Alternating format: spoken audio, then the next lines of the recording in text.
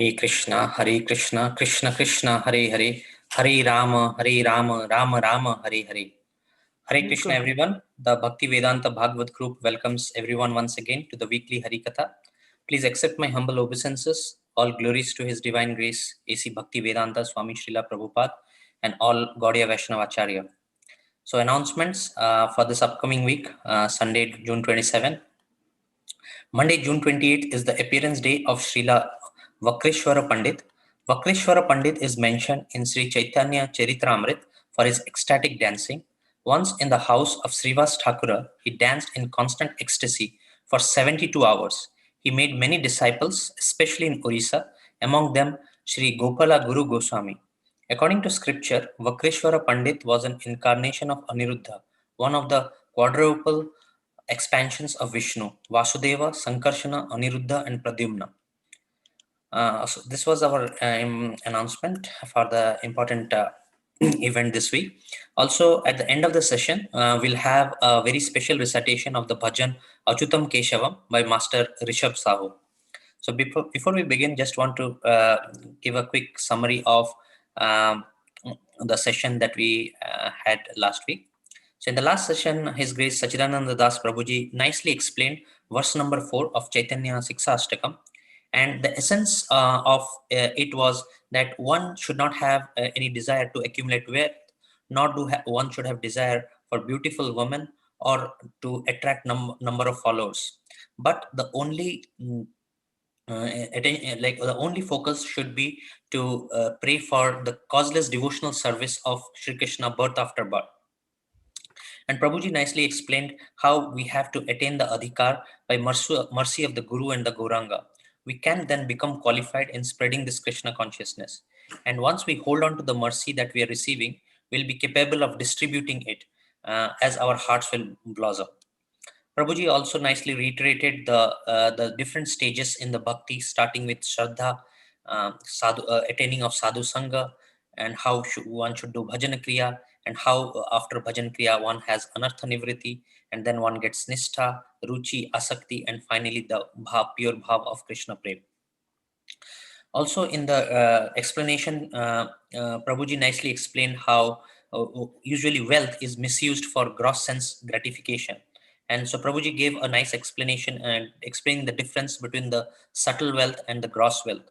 Where the subtle gross wealth, like the subtle gross wealth is labha and pratishtha, which is very difficult to overcome. And the conclusion basically is that a pure devotee should not aspire after any material benefit from devotional service, nor should he be enamored by fruitive activities or philosophical speculation, but he should be always engaged favorably in the service of the Lord, and that is the highest perfection. Also, Prabhuji gave us the 7 symptoms of the Ahituke Bhakti, which is it is devoid of any results, or it's called Chinmaya Swabhavam, and it is completely independent. It is Krishna Ananda Rupam. It gives full pleasure to Krishna. It's very pure in nature and exclusive to Krishna and its associates. It is Kevala Bhakti. Also, it is Amishra, not mixed, and it is pure, spotless. Also, it is Akinchana. This is no attachment to material things, and one should have the desire to get this Ahituke Bhakti birth after birth. Also, Prabhuji, in his explanation, nicely referred to one of the shlokas in Jagannath Ashtakam, where the essence was that one should not pray for a kingdom or pray for gold, rubies, or wealth, nor do one ask for a beautiful wife as desired by all men, but we should simply pray that Jagannath Swami should be the constant object of our vision. So this was the summary of the last session we had, and now we would request His Grace Satchitananda Das Prabhuji to kindly commence day 17 of Chaitanya Shikshashtakam, explaining verse number 5. Hare Krishna.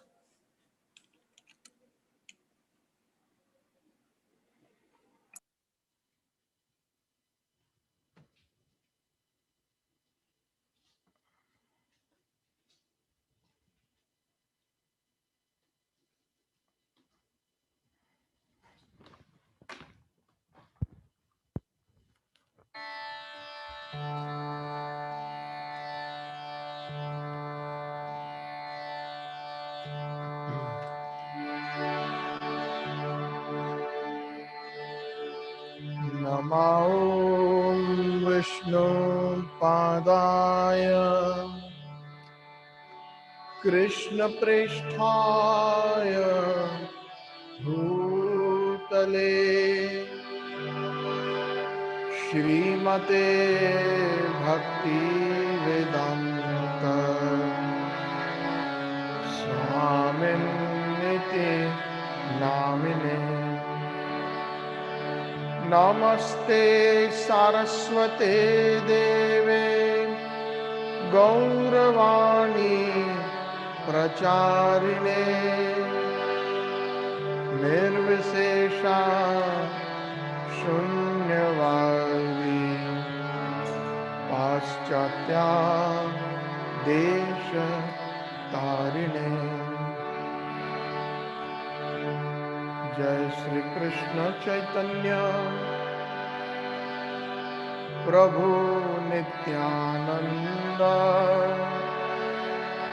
Shri Advaita Gadadhar Shrivasadi Gaura Bhakta Vrinda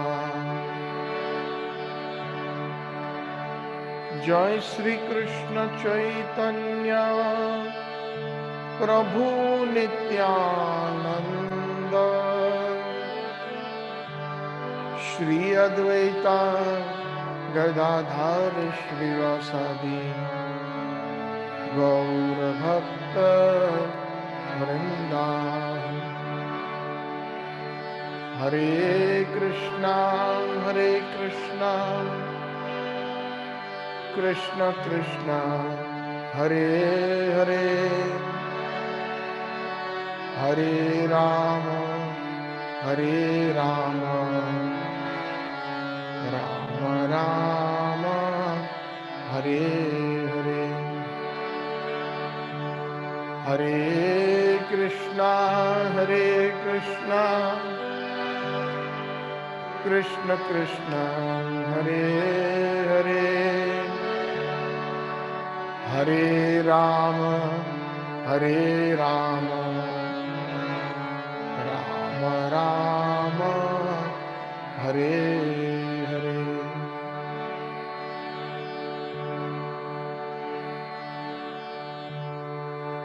Vanchakalpatarobhyascha Kripa Sindhubhya cha Patitanam Pavanebhyo Vaishnavebhyo Namo Namaha. So today we will be discussing verse number 5 of the Shri Chaitanya Shikshashtakam. Thakur Bhakti Vinod, in his book called Gitavali, has many wonderful songs, and in the section of Shikshashtakam, he has a song that beautifully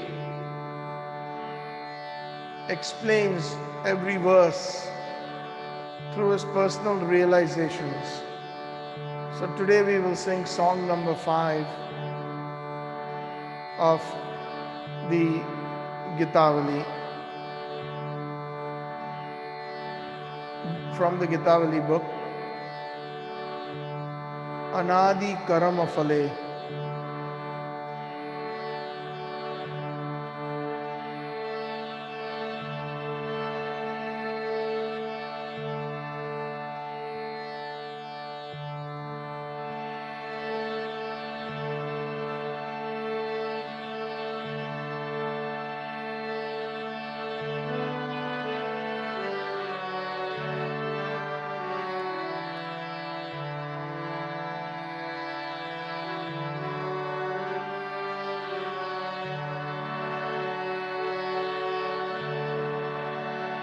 Anadi Karama Phale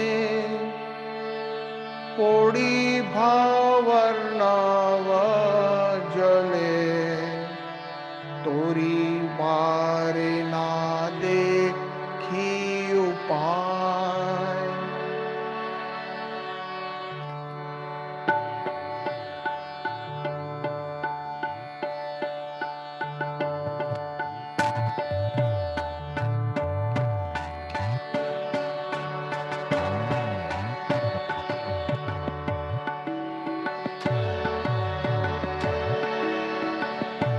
অনাদি করম ফলে ওড়ি ভবর নব জলে তোরি বারনে দেখি উপায়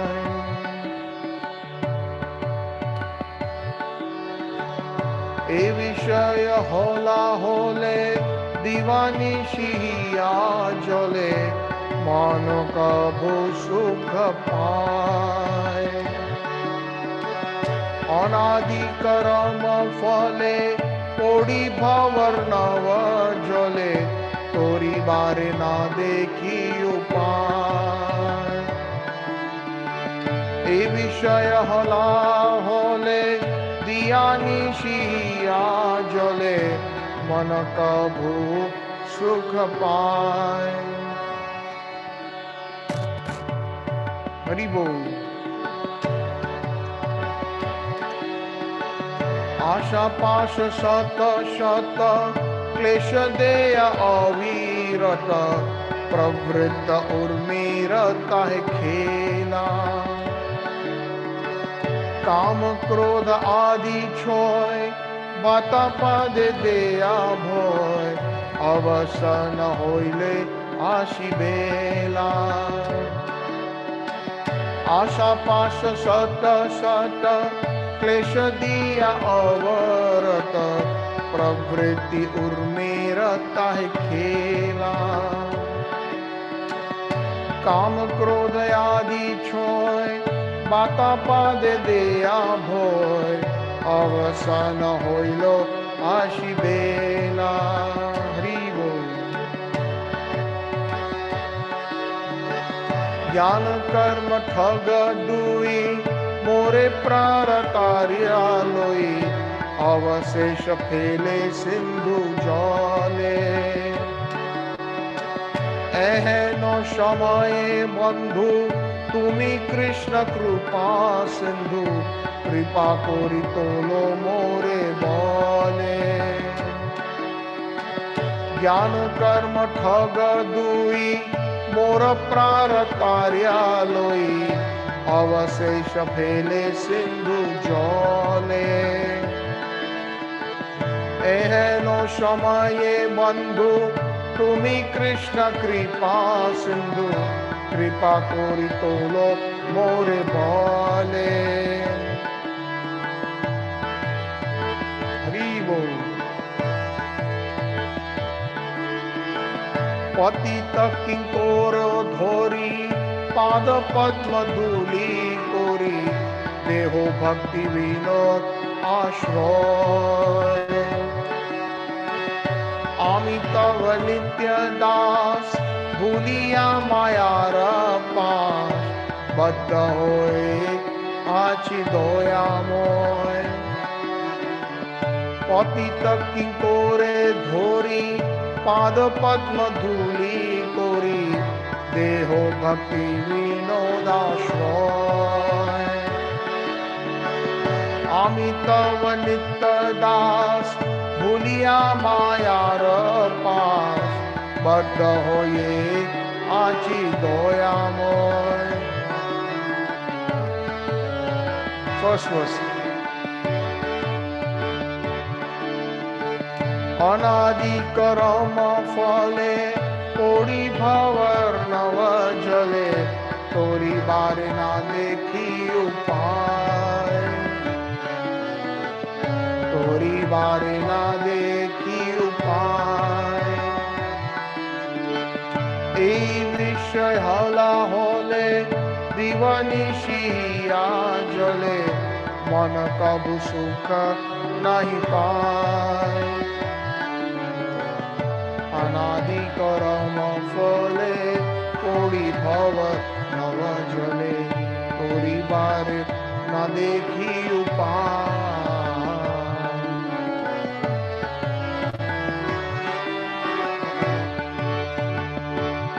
हरे Krishna Krishna Krishna Hare Hare Hare Ram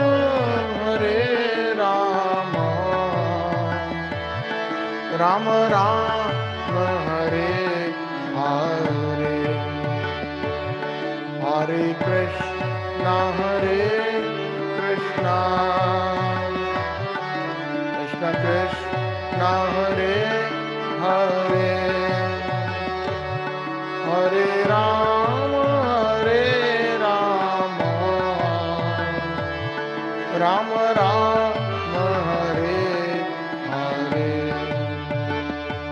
Hare Krishna, Hare Krishna, Krishna Krishna, Hare Hare, Hare Rama, Hare Rama, Rama Rama, Hare Hare.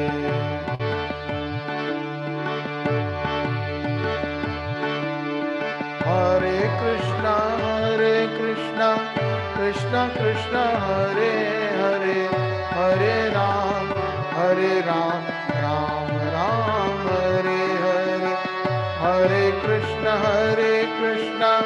Krishna Krishna, Hare Hare, Hare Ram, Ram Ram, Hare Hare, Hare Krishna, Krishna Krishna, Hare Hare, Hare Ram, Ram Ram, Hare Hare, Hare Krishna, Krishna Krishna, Hare Hare, Hare Ram, Ram Ram, Hare Hare, Hare Krishna, Krishna Krishna, Hare Hare, Hare Ram, Ram Ram, Hare Hare. Namo Namo Tulasi Krishna Preyasi, Namo Namo Tulasi Krishna Preyasi, Namo Namo.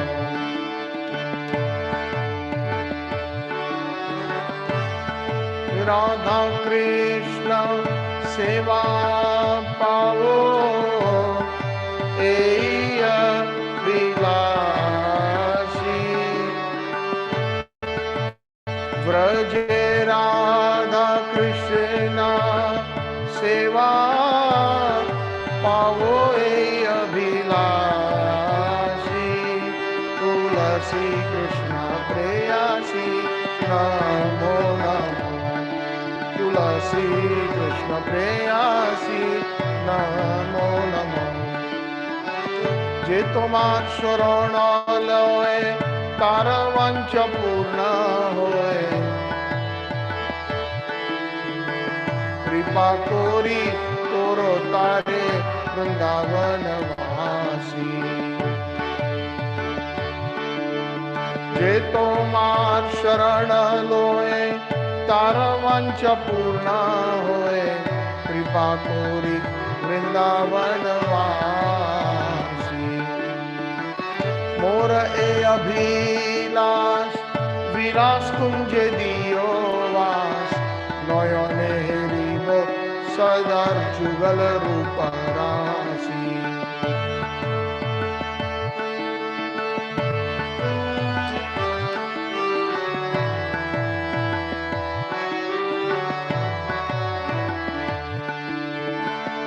এই নিবেদন ধরো সখীরানুগতা করো, এই নিবেদন ধরো সখীরানুগতা করো, সেবায়াধিকার দিয়ে করো নিজ দাসী, সেবায়াধিকার দিয়ে করো নিজ দাসী। दीन कृष्ण दासे कोय এই যেন মোর হয়, দীন কৃষ্ণ দাসে কোয় এই যেন মোর হয়, শ্রী রাধা গোবিন্দা প্রেমে সদা যেন বাসি, শ্রী রাধা গোবিন্দা প্রেমে সদা যেন বাসি।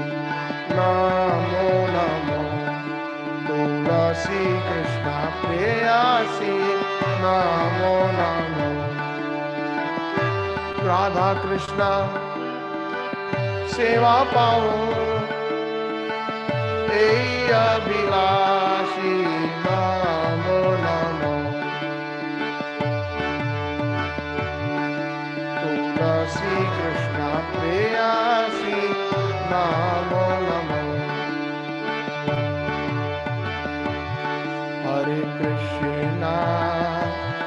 हरे कृष्णा कृष्णा कृष्णा हरे हरे हरे राम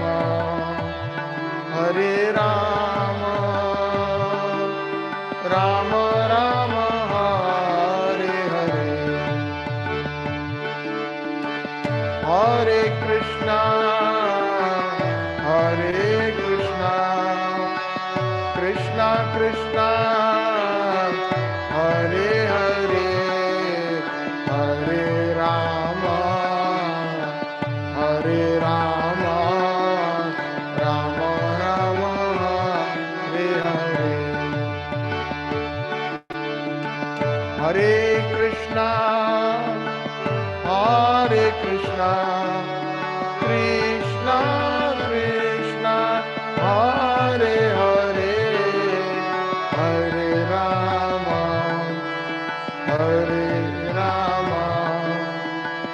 राम राम हरे हरे हरे कृष्णा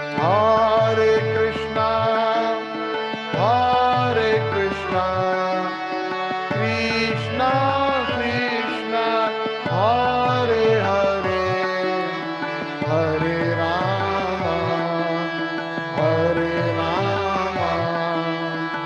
राम राम हरे हरे हरे कृष्णा कृष्णा कृष्णा हरे हरे हरे राम राम राम हरे हरे जय जय राधा रमण हरि बोल जय जय राधा रमण हरि बोल जय जय राधा रमण हरि बोल जय जय राधा रमण हरि बोल जय जय राधा रमण हरि बोल जय जय राधा रमण हरि बोल जय जय राधा रमण हरि बोल जय जय राधा रमण हरि बोल हरि बोल हरि बोल जय जय मुकुंद माधव गोविंद बोल हरि बोल हरि बोल जय जय मुकुंद माधव गोविंद बोल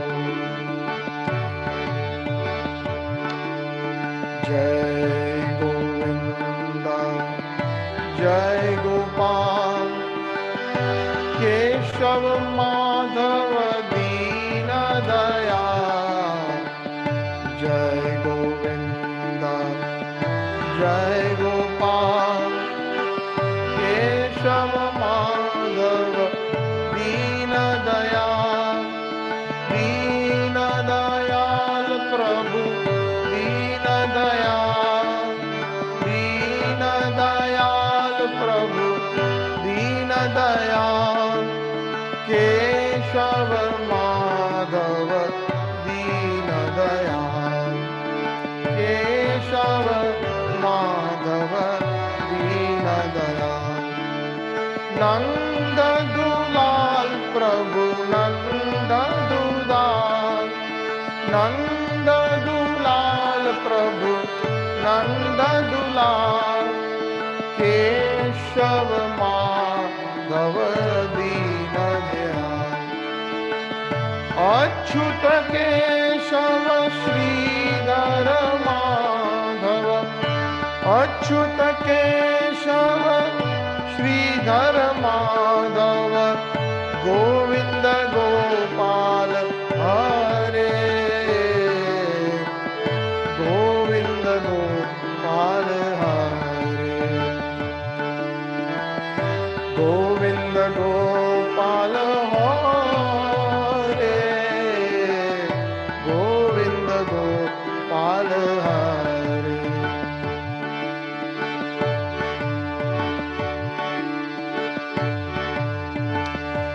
हरे कृष्णा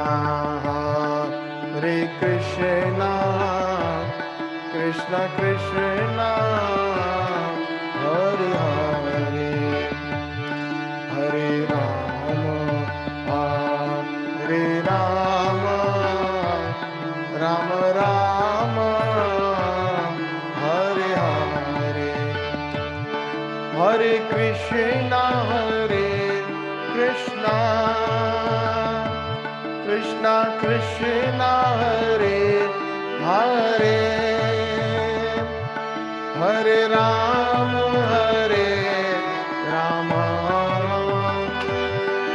राम राम हरे हरे। हे गोविंद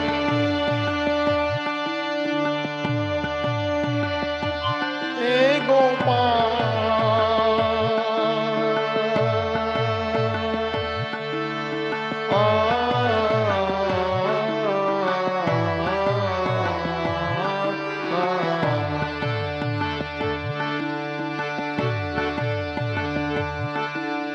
राधे राधे राधे गोविंद राधे, राधे राधे राधे गोविंद राधे, गोविंद राधे गोपाल राधे, गोविंद राधे गोपाल राधे, गोविंद राधे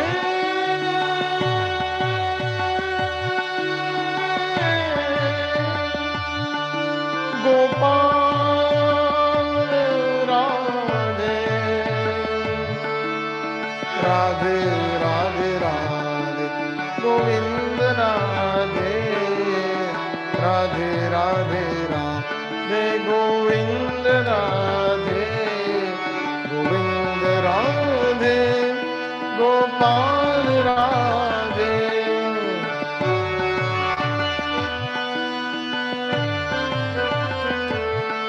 हे गोविंद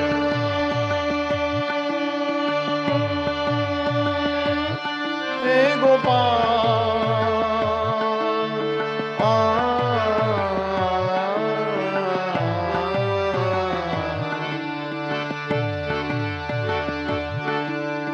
निताई गौरांग, निताई गौरांग, निताई गौरांग गौर हरि, निताई गौरांग, निताई गौरांग, निताई गौरांग गौर हरि, निताई गौरांग गौर हरि।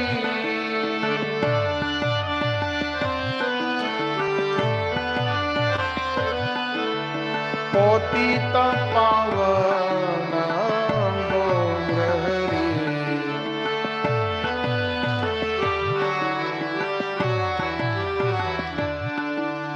परम करुणा गौर हरि,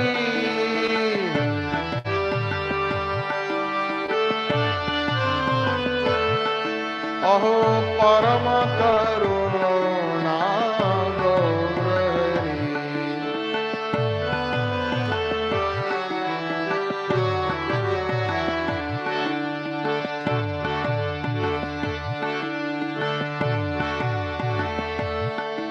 जय राधा मदन मोहन राधा, मदन मोहन राधे राधे,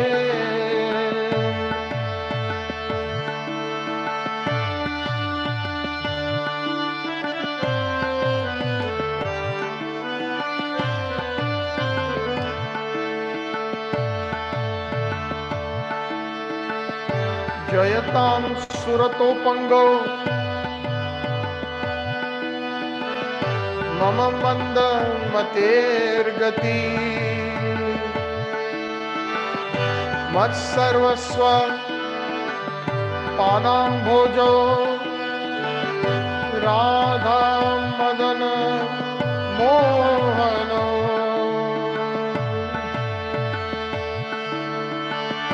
दिव्य वृंदारण्य कल्पद्रुमा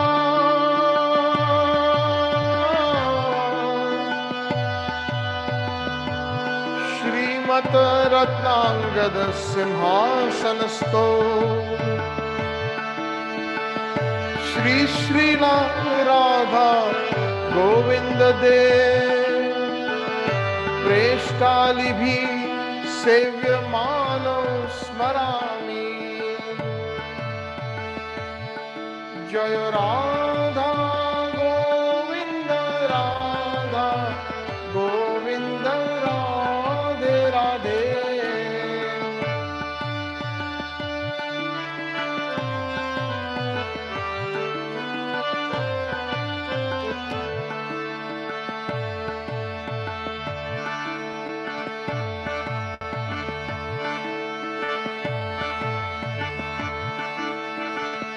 श्रीमान रास रसारंभी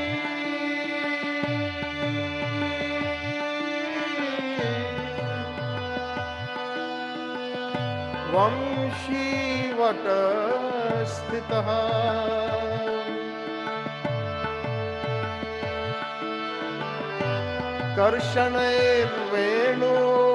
कर्षणैर्वेणुर्स्वनैर्गोपी श्री गोपीनाथाय श्रेयस्तु नः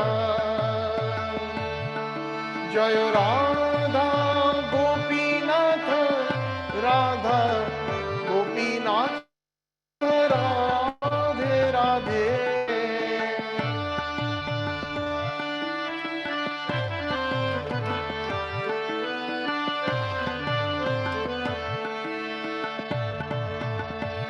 जय राधे जय राधे जय राधे जय जय श्री राधे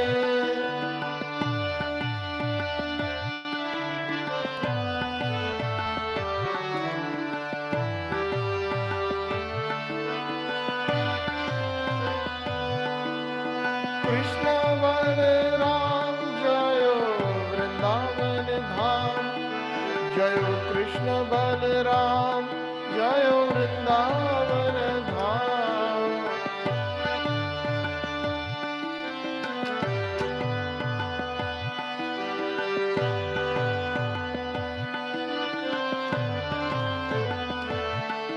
जय ललिता विशाखा राधे श्याम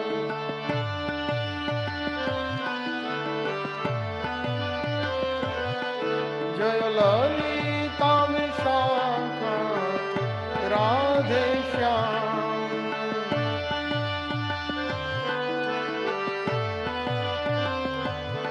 जय ललिता विशाखा राधे श्याम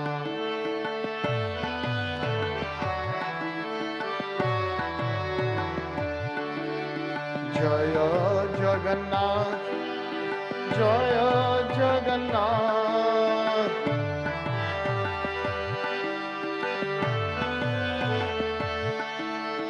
नीलाचले आमार प्रभु जय जगन्नाथ नीलाचले आमार प्रभु जय जगन्नाथ जय बलदेव जय सुभद्रा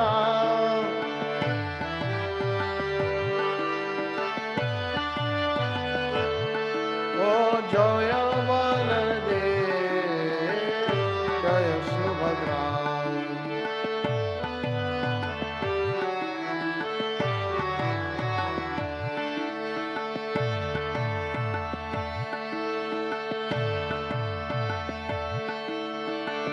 जय जय जगन्नाथ सचिर नंदना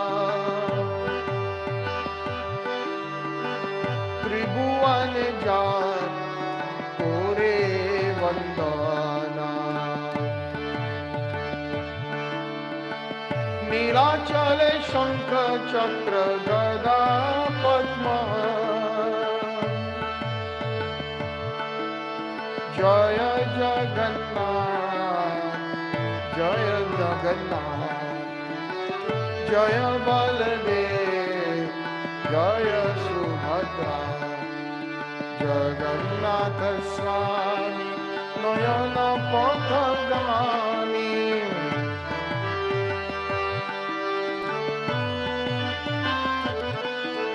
नयन पथगामी भव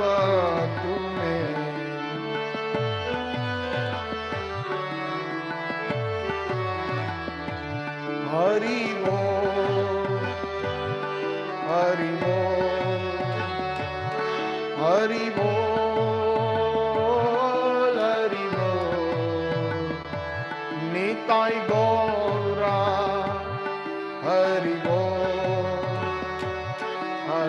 बोल निताई गौरा हरि बोल प्रभुपाद प्रभुपाद प्रभुपाद जय जय प्रभुपाद जय जय प्रभुपाद गुरुदेव गुरुदेव गुरुदेव जय जय गुरुदेव जय जय गुरुदेव जय जय गुरुदेव गौर प्रेमानंदे हरि हरि बोल गौर प्रेमानंदे हरि हरि बोल गौर प्रेमानंदे हरि हरि बोल गौर प्रेमानंदे हरि हरि बोल श्री चैतन्य शिष्टाष्टकम चेतोदर्पणमार्जनं भवदावाग्निर्वापणम् श्रेयकैरवचन्द्रिका वितरणम् विद्यावधू जीवनम् आनन्दाम्बुधिवर्धनम् प्रतिपदपूर्णमृतस्वादनम् सर्वात्मा स्नपन्नं परम विजयते श्रीकृष्ण संकीर्तनम् नाम नामकारी बहुधा निज सर्वशक्तिस् तत्रार्पित नियमेत स्मरणेन काला एतादृशी तव कृपा भगवन ममयपि दुर्दैवम् ईदृशम् इह जानिनानुरागः तृणादपि सुनीचेन तरोइव सहिष्णुना अमानिना मानुदेना कीर्तन्या सदा हरिः न धनं न जनं न सुन्दरीं कविता वा जगदीश कामये मम जन्मनि जन्मनीश्वरे भगवताद्भक्ति अहैतुकी त्वयि अयि नन्दतनुज किं करो पतितमां विषमे भवाम्बुधो कृपया तव पाद पंकज स्थितधुलिं सदृशं विचिन्तया नयनं गलदश्रुधारया वदनं गद्गदहृदया गिरा पुलकीर्णचितं वपुकदा तव नाम गृहणेश भविष्यति युगायितं निमेषेण चक्षुषा प्रवश्यायितं शुनायितं जगतः सर्वं गोविन्द विरहेण मे आश्लिष्य पादरतां पिनष्टु माम् अदर्शनं मर्म हर्तो करोतु वा यथा तथा वा विधातो लम्पटो मत प्राणनाथस्य एव नापरः मत प्राणनाथस्य एव नापरः मत प्राणनाथस्य एव नापरः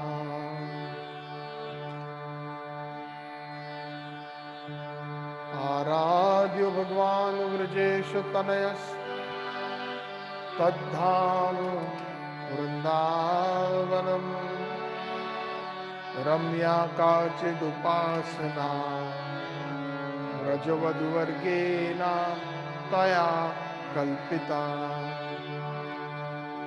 श्रीमद्भागवत पुराणमलम् प्रेम पुमान् महान् श्री चैतन्य महाप्रभुर्मतैदं नायत्र आग्रह परः वन्देऽहं श्रीगुरो श्रीयुता पदकमलं श्रीगुरो वैष्णवांश्च श्रीरूपं साग्रजातं सहगण रघुनाथान्वितं तं सजीवं साद्वैतं सावधूतं परिजनसहितं श्रीकृष्ण चैतन्यदेवं श्रीराधा कृष्णपादान् सहगण ललिता श्रीविशाखान्वितांश्च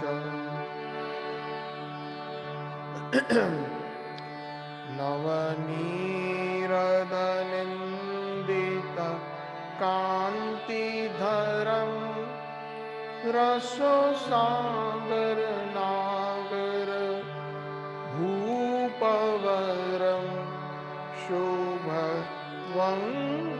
शुभवङ्किमचारु शिखण्ड शिखिं भज कृष्णानिधिं व्रजराजसुतं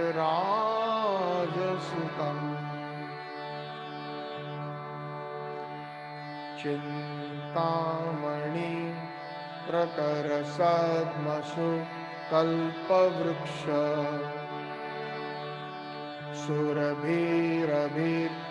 सुरभिरभिपालयन्तं लक्ष्मी सहस्रशतसम्भ्रम सेव्यमानम् गोविन्दमादिपुरुषं तमहं भजामि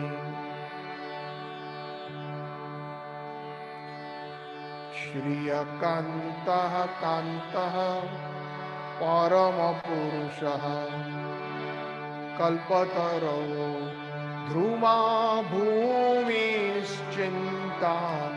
मणिगणमयि तोयममृतम् कथागानं नाट्यं गमनपि च वंशीप्रियसखी चिदानन्द ज्योतिः परमपि तदा स्वाद्यमपि च स्वयत्र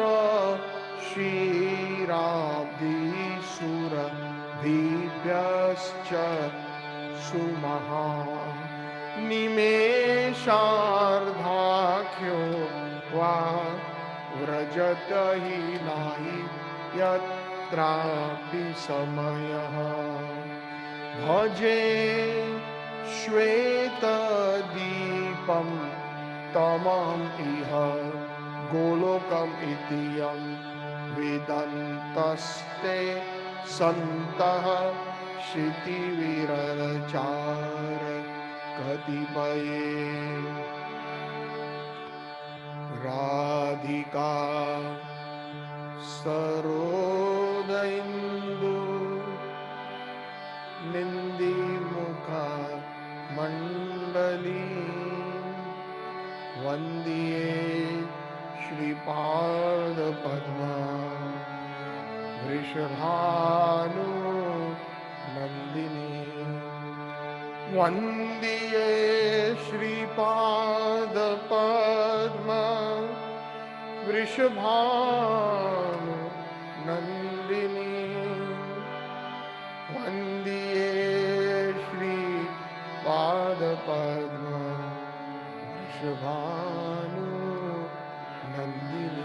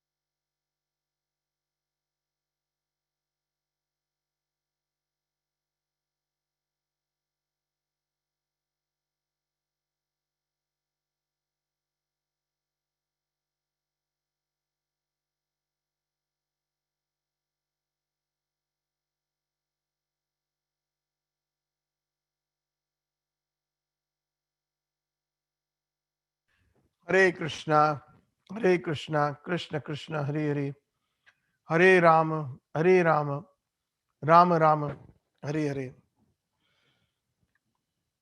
Today is June the 27th, 2021. We will be continuing into the most sublime teachings of Mahaprabhu, the Shikshashtakam. And today we will be entering into verse number 5.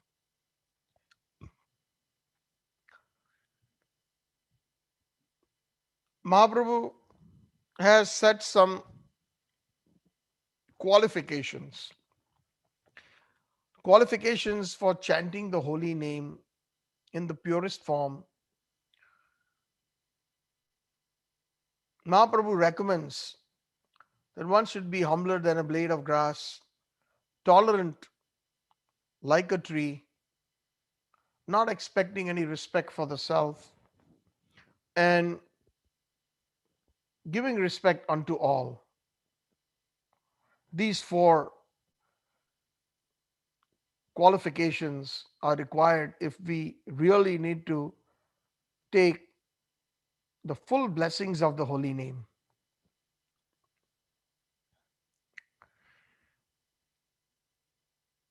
Kirtanya Sadahari.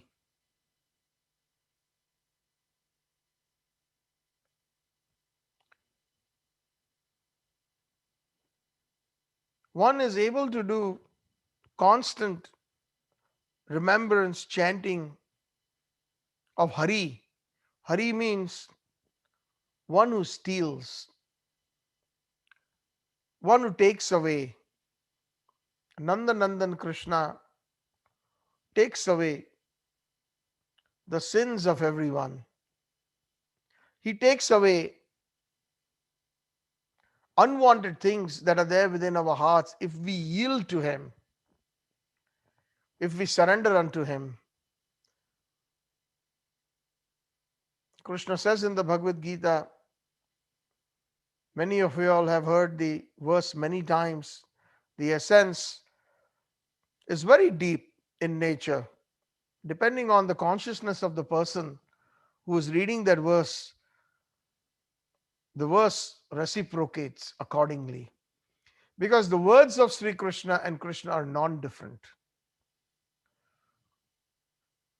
The name, the words, the leela or the pastimes, the paraphernalia, the intimate associates of Krishna, they're non-different from Krishna. They're all equally potent. And Krishna is Krishna because the presence of all these,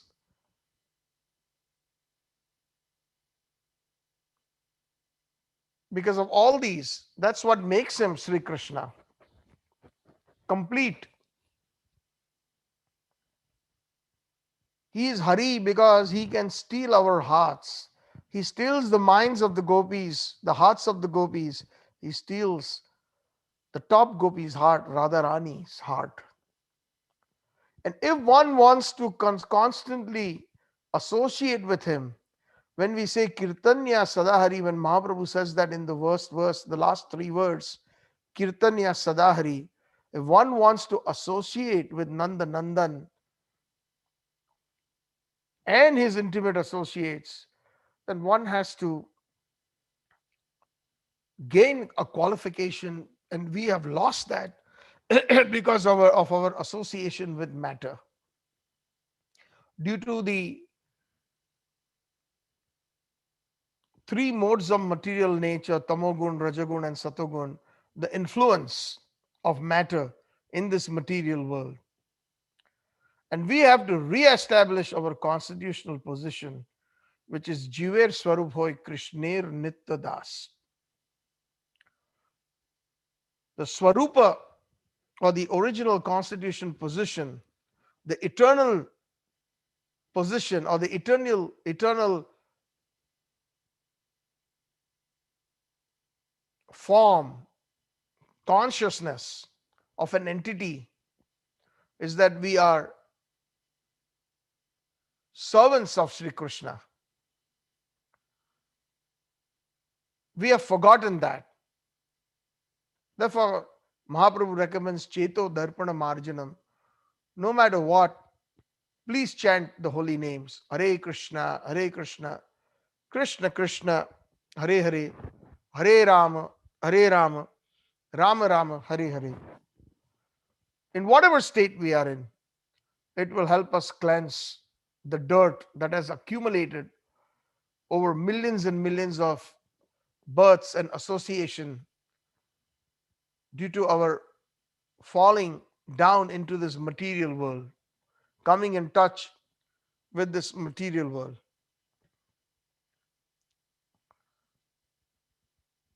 And once we get more and more sincere, that desire within our hearts arises due to the association of good devotees, sadhu sangha. The word sadhu in Sanskrit means good. If we translate that into English, sadhu sangha. Sangha means association. Sadhu sangha, Vaishnava sangha, will help us rekindle our original spirit. And in order to rekindle that original spirit, we have to do Kirtanya Sadahari.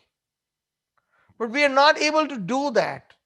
So Mahaprabhu recommends that although I have invested all my energies, including my internal potencies, in the second verse he says that, very specific.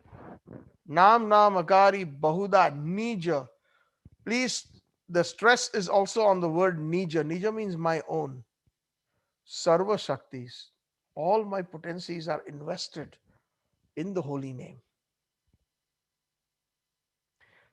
And Mahaprabhu says, it's so easy. No rules and regulations.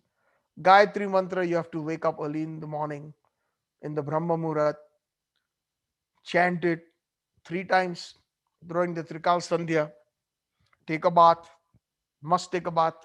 For the proper chanting of the Vedic mantras, you have to do Achaman, not only take a bath, sit in a secluded place, do Achaman, Om Shri Keshwaya Namaha, Om Shri Narayanaya Namaha, Om Shri Madhvaya Namaha, Om Apavitra Parvitrava Sarvavastha Gatopiva Ya Smareta Pundrik Aksham Sabhayar Antarabhyami Suchihi, Sri Vishnu, Sri Vishnu, Sri Vishnu.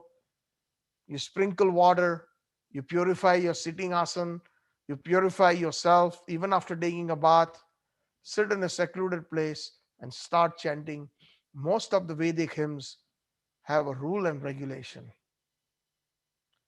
Gayatri Mantra is supposed to be chanted 3 times a day, one before sunrise, just before sunrise, one when the sun is on in the horizon, right on top, afternoon, and one during twilight, just at sunset. And all 3 times, if one is proper Brahmin, one follows these rules and regulations very strictly. 3 times bath, 3 times achaman, and chanting and meditating, and never to be chanted loudly. It is to be meditated upon. Everybody knows the Gayatri Mantra in India. What are the last few words in the Gayatri Mantra?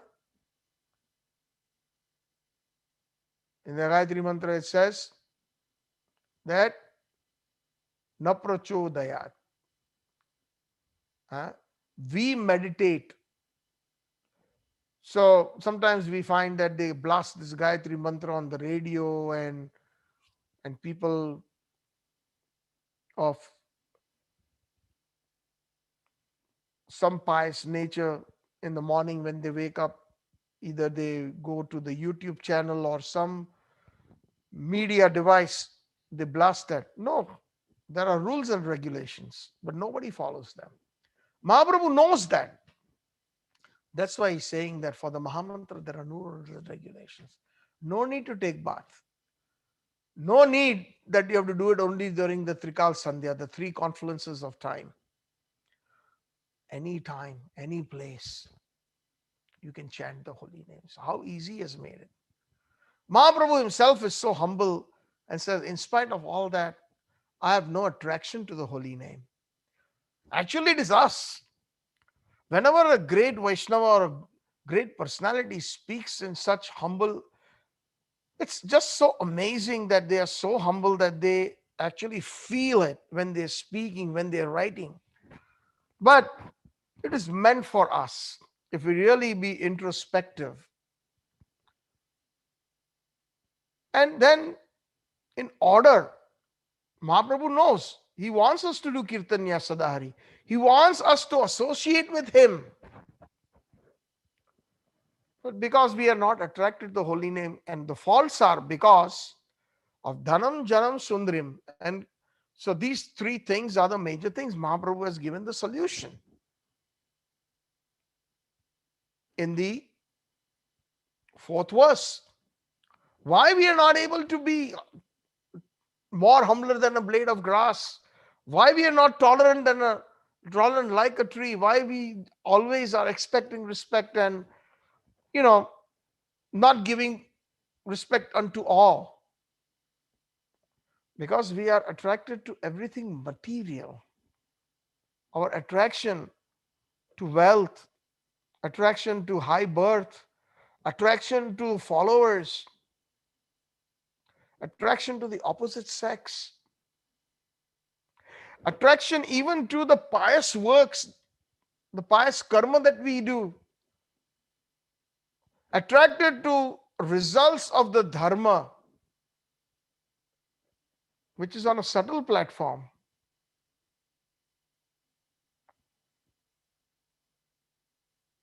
That keeps us on a completely material platform, which will be bereft and diametrically opposite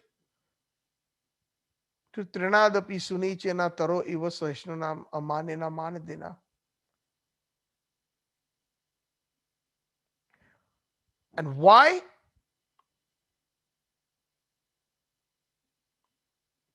Because we really want to, those who come to a spiritual life need to have that intense desire. If that intense desire doesn't happen to associate with devotees, that intense desire to chant the holy names. The holy name is a live person. If, for example, in our relationship, everybody has got that freedom or anuswatantrata. If I am going to be calling somebody again and again, or somebody's going to be calling me again and again, or asking me about how I'm doing, and if I do not reciprocate, at some point it will stop, because the other person will feel, if the person is on a very high platform, will not feel insulted, but the person will feel that, perhaps I'm disturbing this person and he's not very happy to receive my calls. So therefore, why should I, bother that person? Similarly, the live mantra, holy name, Sri Krishna and Krishna's associates, we have to take some onus on us by using our minute independence correctly. And if we take one step forward, they are willing to take 1,000 steps towards us. But that anuswatantrata, anu means atomic or minute, and swatantrata means the freedom has to be exercised. That is the meaning of bhakti. Srila Prabhupada has translated in many places the meaning of bhakti as loving devotional service. And where the word love comes, it is never enforced. It is absolutely voluntary in nature. Is it true or not? It is voluntary. It cannot be forced. Then that is not love. And we see that through our regular interactions in life. Sometimes we tell the kids that you have to do this. And then the kids sometimes they retire by, you are a bad mom or a bad dad. I hate you. Right? Because the we're trying to take away their minute independence that they have and enforce our views or our desires. Just a minute and a simple example. Similarly, with Krishna, although we are his parts and parcels, we are his ansha. Krishna says in the Bhagavad Gita, Mamai amsha jiva loka jiva bhuta sanatana. We are eternally his parts and parcels. But if we want to be that prodigal child where we don't want the association of our creator by misusing our minute independence, then Sri Krishna doesn't enforce it. And then we come into the category of karma where there is set rules. Just like in a proper government system, there is law enforcement department. And if the rules of the society are broken, criminal activities happen, then according to the law that has been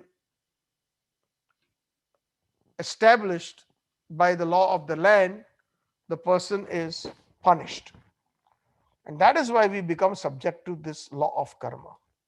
Law of karma is only subject to persons who have not taken to pure devotional service. And it is so immense, it's such a huge snowball that it keeps snowballing. Not just one life. We have accumulated so much baggage of karma from previous lifetimes that we have not been able to neutralize. And along the way, we are still picking up more and more and more, just like a snowball. When a snowball, when somebody throws it down a mountain full of snow, by the time it gets down to the bottom into the valley, that is why they call it the snowball effect. From a small snowball, it becomes a huge, gigantic, ball. It snowballs. So it's that snowball effect of karma. So chanting of the holy names is the only way in this age of Kali Yuga we can eradicate those misgivings, those anarthas, those karmic reactions that we have accumulated since time immemorial. The qualification is humility, which Mahaprabhu giving the example in the third verse, and number 4 is detachment from material things. Now, this cannot happen with our own endeavor. Even though we may have all the knowledge, we may have read the Vedas, we may have read the scriptures, and we may have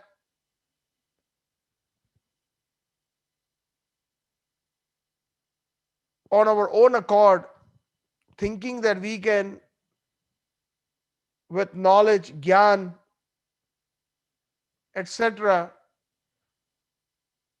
we can become karma free. No, we have to, in order to re-establish ourselves, verse number 5 comes in.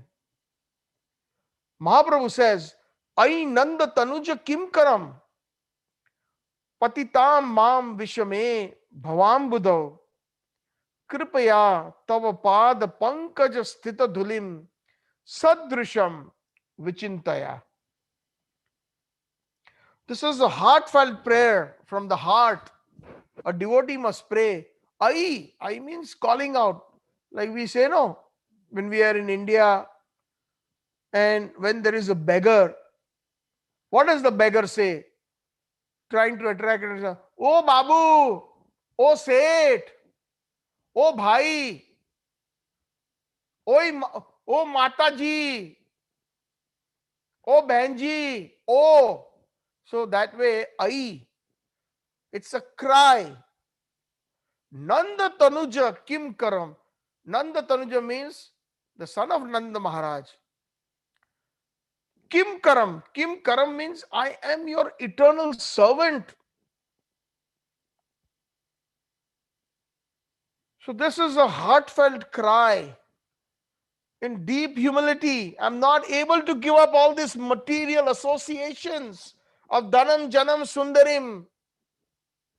And therefore I'm not humble like a blade of grass, not tolerant like a tree. Always I want respect for me, and I refuse to give respect to others. Even though after coming to the spiritual life, I'm struggling. Oh, son of Nanda Maharaj, Ai, Nanda Tanuja, Kim Karam, what should I do? Patitam Mam, Vishame Bhavam Buddha. Patitam means I'm so fallen. We have to feel that. When we are praying to Nanda Nandan, Patitam, Mam, I am fallen. Vishame, Bhavam Buddha. Vishame means I am in this material world. Vishaya, Vishame, Bhavam Buddha. Bhava means this material world, and Vishame means all the different material things in this material world. Ambudha, Ambudha means it's a huge ocean. I don't know if you have ever had the experience of swimming in an ocean. I, for one, firsthand have had experiences many times. I used to go scuba diving, and I've gone into stormy seas, really huge waves. Sometimes when we used to go diving in the ocean in a particular spot, it is calm. By the time we come up after 40 minutes, 1 hour, we surface, we suddenly find that the weather has changed. And prior to jumping into the ocean, diving down, when we surface, suddenly we see that we cannot even see the boat. that is probably about 10 feet away. Because we surface in around the boat in that area generally, because we go in down in groups. But when we surface, it is possible that we can see each other in the water as we are ascending, and some of us are maybe 10 feet away, some of us are 5 feet away, some of us 20 feet within visibility. But when we surface, because the waves are so huge that we cannot even see the boat, we cannot see the other companions, that our dive companions, and you feel that you're completely lost. In one stormy sea, I remember maybe about 5 years ago, this was in the Bahamas. It was so stormy that literally the waves were so tall that I thought that this is it. I don't think I'm going to see anybody again. But the good instructions in the when they teach you, they do well if you listen to them and you maintain the proper flotation. And we have the flotation device and everything. And then if we are patient and we don't get scared enough, then we are able to make it back to the boat. You swim slowly and steadily. Don't fatigue yourself up. But my point is that when you are thrown into a huge ocean where you cannot see any land around you, and you're like a little matchstick, that is what we are when we, if I can give that comparison. At that time I was thinking about this verse, when that happened, literally, that is how a devotee should feel, that I'm thrown in this material. Bhavarnava, Bhavambuddha. Arnava means ocean, Ambuddha means ocean.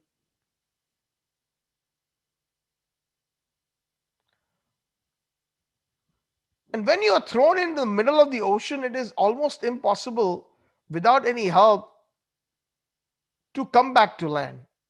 Under normal circumstances, you need a boat, even if you are a diver or a swimmer, that will take you back to land. But on your own accord, practically speaking, uh, these are true incidences, that somewhere in Miami, uh, a lot of people have fun on boats. They have their own yachts and boats and all this, and they have a lot of fun in the summer. The whole group goes out, and there are about 20, 30 people, and there's a chartered boat tour in the ocean, snorkeling and other activities. And by law, the captain or the captain's assistants are supposed to count the number of heads. They always, I've done a lot of dives and I've gone on many boats. And every time, when you walk into the boat, they have somebody who has a clicker in their hands, counting the number of people for safety reasons. Either because you don't overload the boat for weight, and also how many people are coming on board. And when everybody's in the ocean having a good time, and when they're coming back in, they need to make sure that they count everybody. If there's 31 people who boarded, then 31 people should be on board before the boat de-anchors, before the boat actually, moves forward from the picnicking spot. So in one of those, they forgot to do a proper count, and two people were left in the water in the middle of the ocean. This is a true story, and then later on, they made a movie of it. And it was just an ordeal for them. Even from the top, after when they went back, they realized that these two people are missing. They called the Coast Guard. Many boats went out, the helicopters went out, but they could not spot them because they are in the middle of the ocean. It's very difficult to spot a human being when there are lots of choppy waves in the middle of the ocean. We can say almost impossible. It's a mission impossible. And this is the mission impossible that we are all facing in this material world. We are in this Bhavambuddha, not possible to get out of it. Certainly, we will die in this ocean, and again we will be reborn just to face the same situation. Punar pura janamam punam punam maranam Janani Jathare Shayanam. Again, and Shankaracharya Pad says that again and again we are born in this material world, in this samsar, in this bhavambuddha, and then again we die. And again, in some corner of the ocean, in this material ocean, we are born, and again we die. It's not possible to get out of this material ocean. Therefore, oh Krishna, Ai Nanda Tanuja Kim Karo, Kim Karam, Patita Mam Vishame Bhavam Buddha. I'm drowning in this material ocean. Kripaya Tava Pad Pankaj Sthita Dulim Sadrisham Vichintaya. Kripaya, please have mercy on me. Please show some mercy. Tava Pad Pankaj Sthita Dhuli Sadrisham. Pick me up and please put me at your lotus feet just like a particle of dust. Please give me a place at your lotus feet, even though if it means it's a small dust particle. Tava pada pankaja, your lotus feet. Sthita, situate. Dhuli sadrisham. Dhuli means dust. And sadrisham means even as a particle in the dust. Vichintaya, please consider that. Oh Krishna, because you know what? I'm your eternal servant. Consider that for your eternal servant. This is a cry. That mood must come. If you really want to do Kirtanya Sadahari, if you really want to associate with Nanda Nandan and Radharani and our associates through the holy name, because the holy name, Hara and Krishna, as explained in the first many sessions, today is the 17th session, 17th week. We are in the Shikshashtakam. It's so amazing. So, in the previous sessions, we have explained the meaning of the word Hara and Krishna. And it is a live mantra, associating. Although we may not feel it right away because of our offenses, because of our Ashuddhanam, because of our Namabhas, but eventually the method is been prescribed here by Krishna himself, who came down in the form of Mahaprabhu to teach us his own bhakti, Shreya Bhaktim. Anarpita Charad Chirad Charitam Avtarana Kalo. Never before given by anybody, he appeared in Kali Yuga, the son of Nanda Maharaj, who took birth in the womb of Sachi Mata Saha, Hari Sachi Indu, just like the moon. He is the cooling moonrise in the life of the Vaishnavas, in the life of the persons who are lost in this material world, giving something that has never been given by any other avatar. Therefore, Kripaya Tava Pada Pankaja Stita Dhulim Sadrisham Vichintaya. Please consider me, O son of Nanda Maharaj. I am your eternal servant. You know, pull me out of this ocean of material, of this ocean of material world. Pull me out of this samsar. The word samsar means the perpetual cycle of where there is birth and death. That particular word in Sanskrit is known as samsar.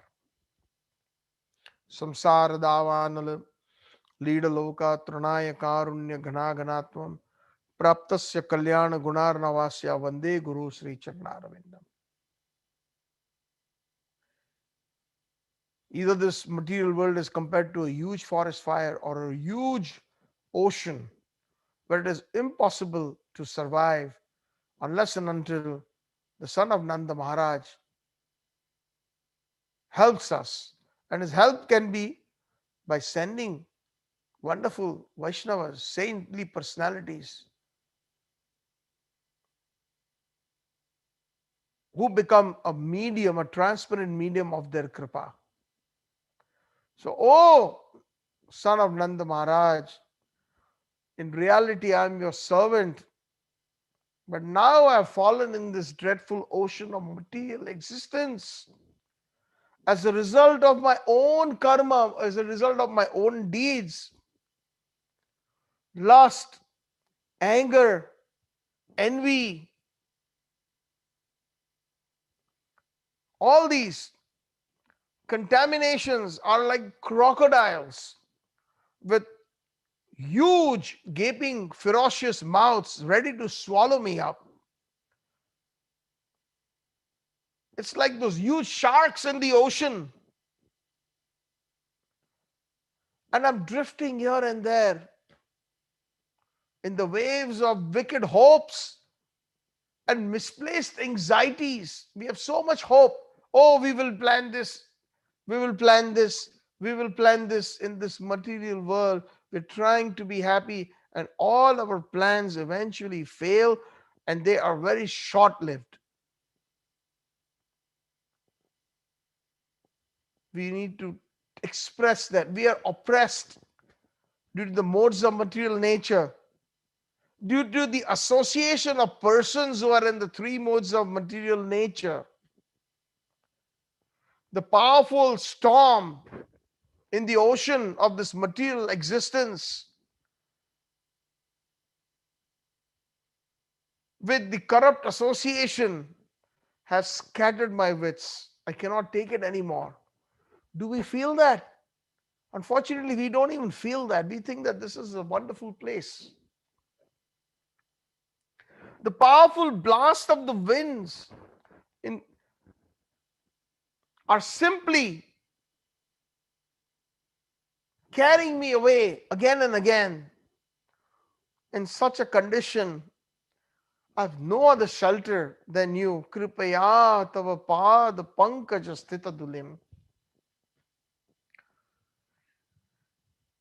Fruitive activity like karma kand, impersonal knowledge like being a mayavad.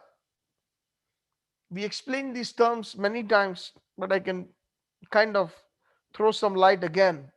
What is fruitive activity? Fruitive activity means karma kand. Karmi, one who is attached to the results, is known as a karmi of the work. And one is a karma yogi who is not attached to the results, but one who gives up the results and offers it to Krishna. That is the difference. That is called fruitive activity or karmi. And those who of us involved in fruitive activity will always, sooner or later, commit sin. And that sin, because the fruitive activity is for sense gratification, it is not for self realization. It is to keep our body nice and comfortable. That's what karmis do. And when we are concentrating our lives, our existence just based on a bodily concept, then we will never ever be able to even get a glimpse, or we'll never be interested about our who we are, where we come from, where we will have to go, why we are incurring so many different miserable situations of the three tapas, adhyatmic, adidevik, and adibhautik kleshas.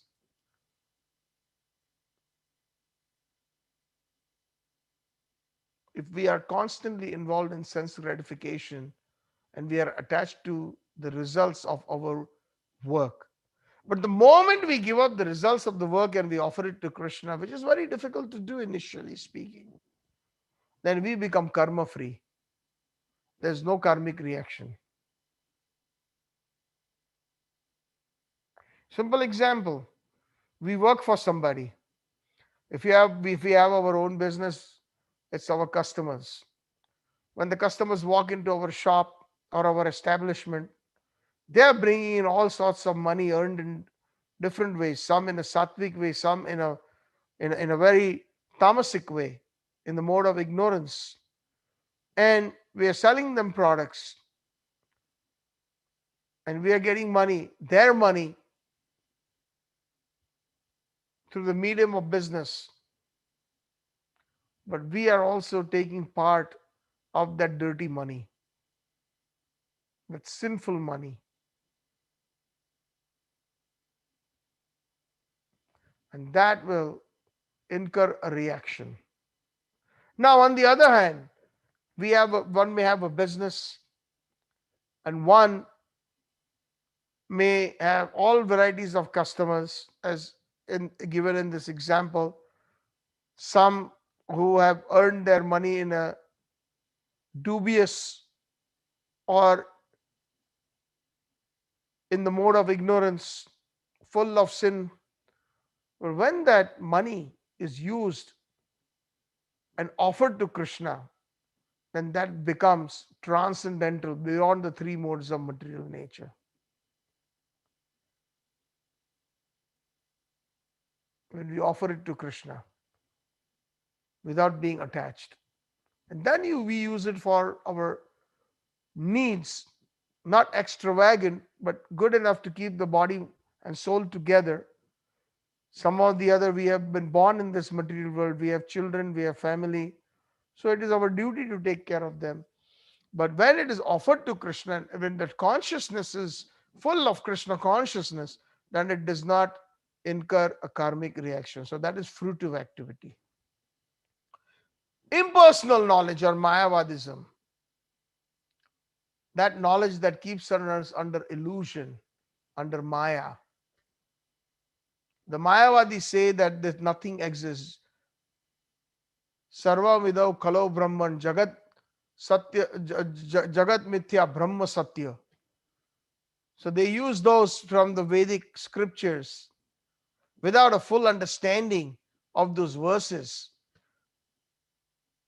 Brahma Satya Jagat Mithya. Yes, Vaishnavas also say that, but their understanding of that Vedic verse is like day and night. Brahma means Krishna, Param Brahma. Even Arjun says that in the Bhagavad, Param Brahma, Param Dhamam, Pavitra, Pavitra, Param Bhavan. You are the Param Brahma. So Brahma means the spiritual. And he is a person. He is not Nirgun or he is not Nirakar. Like the Mayavadis claim, there's two schools of thoughts mostly, the Sakarvadis and the Mayavadis, or the Nirakarvadis, where they consider that everything is formless ultimately because of we are in Maya, we are seeing forms. I'm seeing this hand, I'm seeing this phone, I'm seeing this table, chair, I'm seeing this person.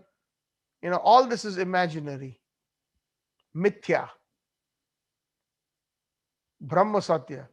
And Brahma, they are talking about Brahma means the Brahma Jyoti, the indifferentiated light, where there is no form, Nirgun, no attributes. It's just simply a bright white light, Jyoti, effulgent light. So those are Mayavadis. And Mahaprabhu said, Mayavadi Krishna Aparadhi. They believe in the energy, but did not believe in the energetic. So fruitive activity, impersonal knowledge, mystic yoga. Some people would like to perform different Ashtanga yoga. They want siddhis. And even some people perform austerities, tapasya. So here in this bhav or in this sentiment, the devotee prays. Mahaprabhu is praying, teaching everyone how to pray. He's saying that all these fruitive activities, the karma kand and the karmis, mayavadis, impersonal knowledge, the siddhis or the yogis, mystic yogas, and the tapasvis are all like bunches of straw that are seen floating here and there in this material world. Because they will all remain in the material world. Whether one is a perfectionist in the Ashtanga Yoga or one has done a lot of tapasya, or one has done fruitive activity, or one is a mayavad. So they are still, it's like in a huge ocean, one may be floating in one little section of the ocean, and somebody else is floating in another section of the ocean, and somebody else is floating in another section of the ocean. So just like the karmis, the mayavadis, the yogis, the tapasvis, they are like bunches of straw that are seen floating here and there. But has anyone succeeded in crossing the ocean of material existence by taking shelter of them? We are running around. We find that there's so many different people who come to rescue us. Oh, you should do this yoga, and yoga mean I meant this all this siddhis for that, or to keep the body fit, or one should do a lot of tapasya, or one should be involved in so much fruitive activities, karma kand, do havan, do this, do that, become an impersonalist, become a mayavad, and one will become God. That is the theory. Aham Brahmasmi, Satchitananda Rupam, Shivoham, Shivoham. That's what they say. I am He. He means I am God. We are all gods. So if we take shelter or advice or associate with such mentality persons, then we will never be able to cross this ocean of material existence. Sometimes persons are drowning in the ocean of material existence, and if we try to grab those bunches of straw, then what will happen? We both drown. Both are weak. How can another weak person save another weak person?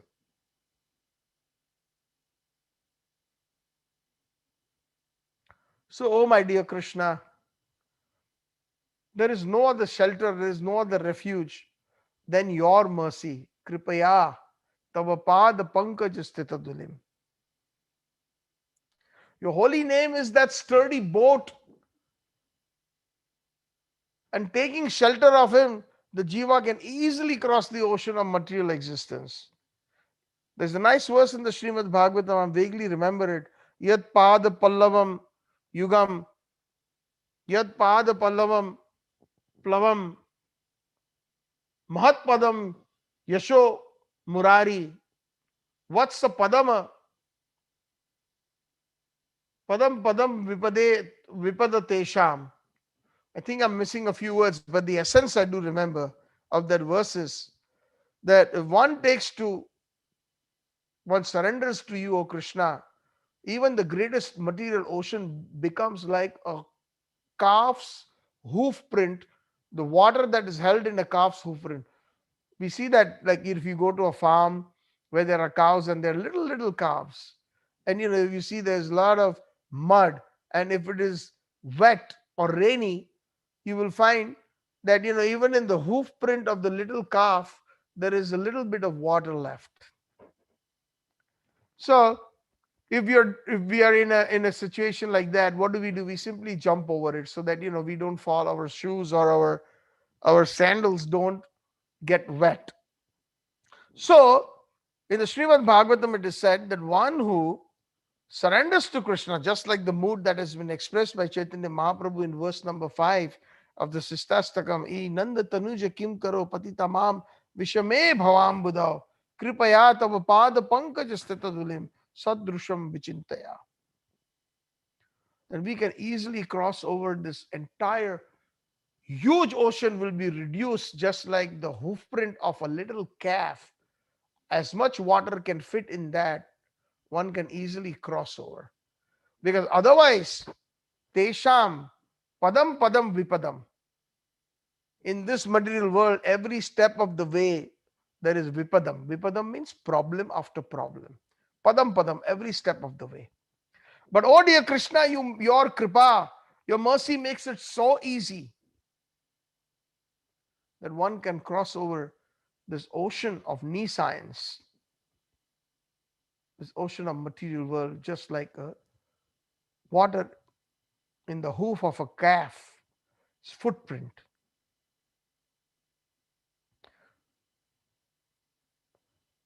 So the holy name is like the boat. Holy name is Sri Krishna. It's a sturdy boat. Yat pada plavam. Plavam means a boat, and your lotus feet are the boat. The jiva can exist easily cross over this ocean of material existence. I have many faults in me. You know, I'm not humbler than a blade of humbler than a blade of grass. I'm not tolerant like a tree. I have so much false ego in me, Krishna, that I want respect for me and I do not give respect to others. I'm attracted to all the material things in the world, including, nice homes, cars, material wealth, dhanam, janam, sundarim. Even after coming to spiritual life, even after becoming a sadhu, I'm attracted to disciples. I need more disciples. Collecting disciples, that is janam. People, that is my pride. Oh, I have so many disciples. Oh, I am a guru.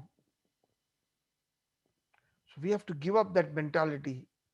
Whatever ashram one is in, whether in the sannyas ashram, whether in the grihastha ashram, brahmachari ashram, vanaprastha, or whatever our situation is, we have to pray to Sri Krishna in a humble mood. Please forgive all my faults because I am without any shelter, oh my Lord. And please consider me as a particle of dust at your lotus feet. And if you do that, oh dear Krishna, I know I shall never be able to separate from your lotus feet. Separation of Sri Krishna is what caused us to come into this material world. That separation was caused due to our false ego, due to our the misuse of our minded independence.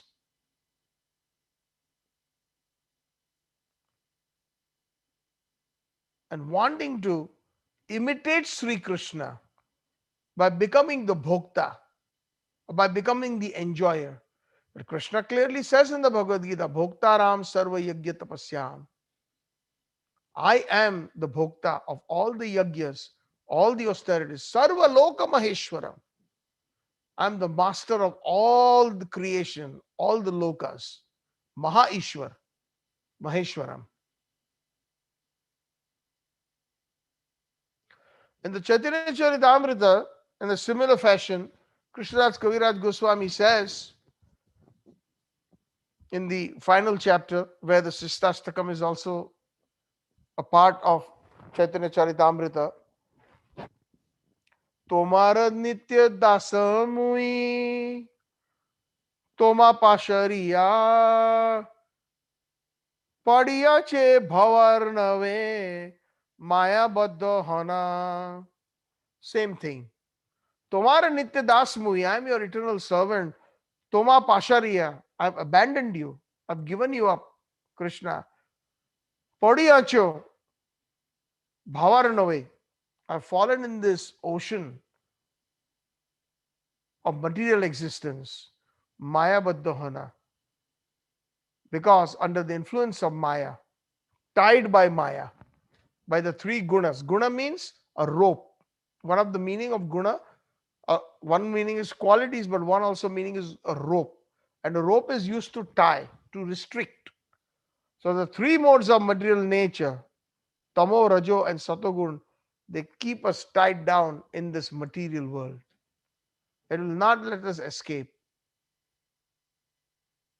Kripa kori karo more pada dhuli shoma tomara shevaka karo tomara shevana.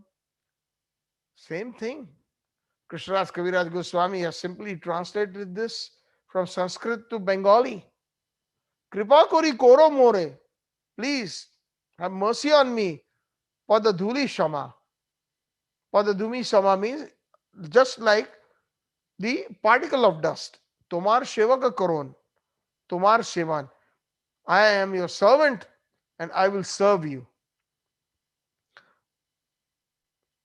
Puna ati utkantha dainya hoile udgama Krishna thani mage prema namashan kirtana. I'm being very, in a very humble mood. I'm asking. And I'm asking that please give me that prema, which is my original constitutional position. Let me re-establish myself. Nama Sankirtan. Why the Nam Sankirtan? Sankirtan, we explained that in the first verse in detail. Samyak Kirtan iti Sankirtan. There are many meanings, but the internal meaning, the Gaudiya Ras, Samyak means full, complete, and Samyak, full means where there is Radha and Krishna. Full means where there is the bhava of Vraj. That is Samyak. And Kirtan means to sing the glories,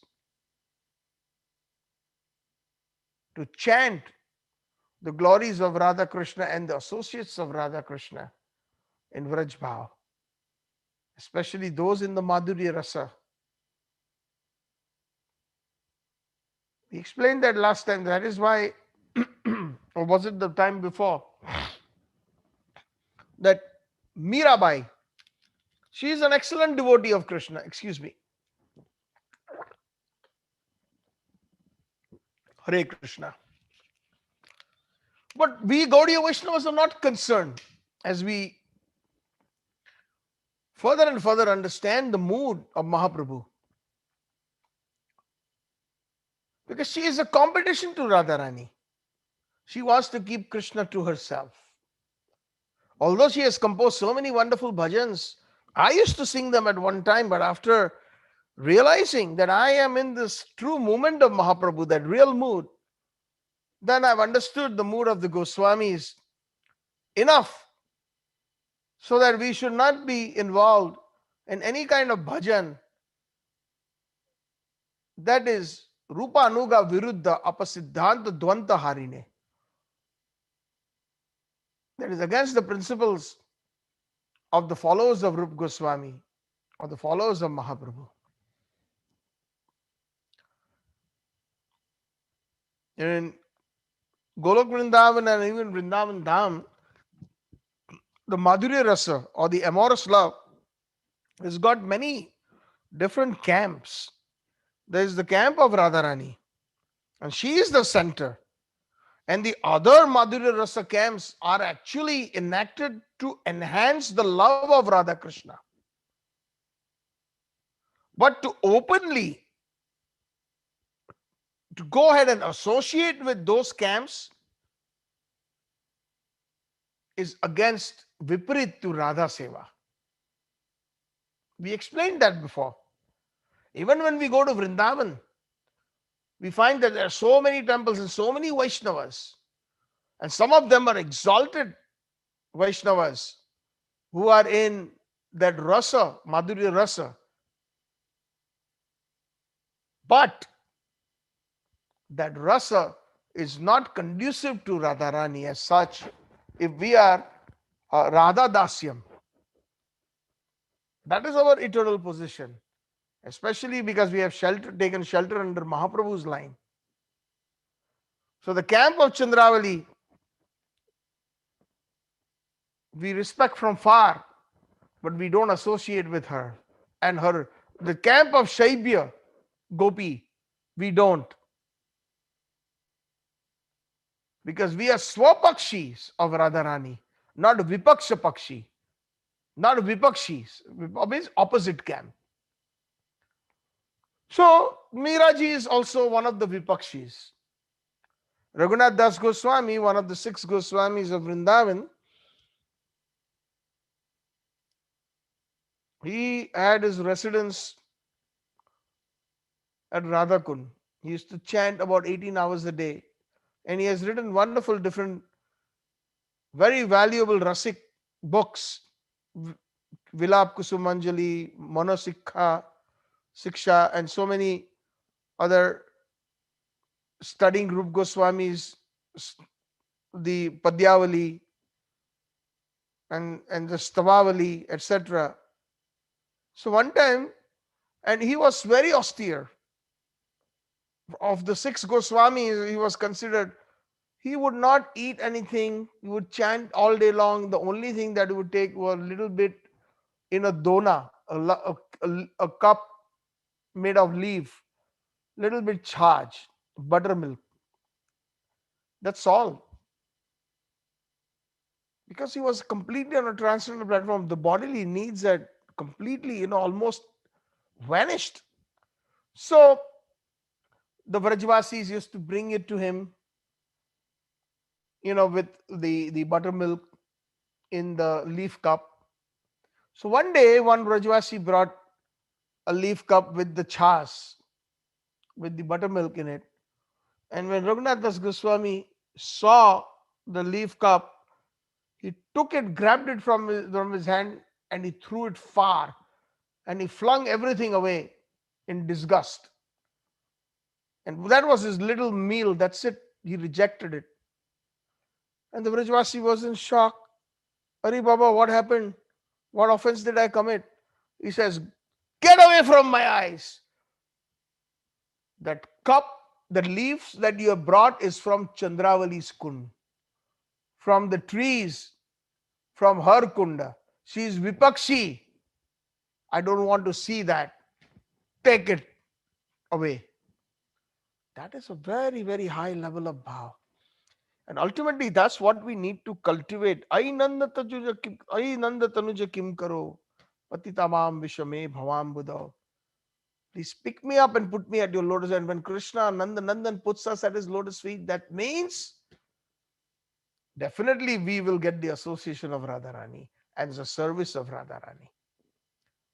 Because we will stick to his lotus feet like a particle of dust.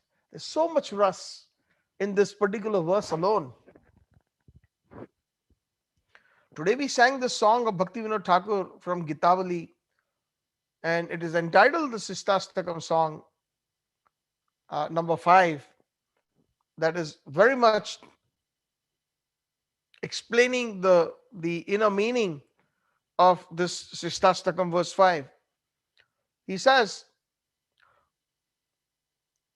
Anadi karama phale podi bhavarnava jale tori bare na dekhi upay e vishaya hola hole divani shihiya jole mana kabu sukha nahi paay anadi karama phale podi bhavarnava jole tori bare na dekhi upay.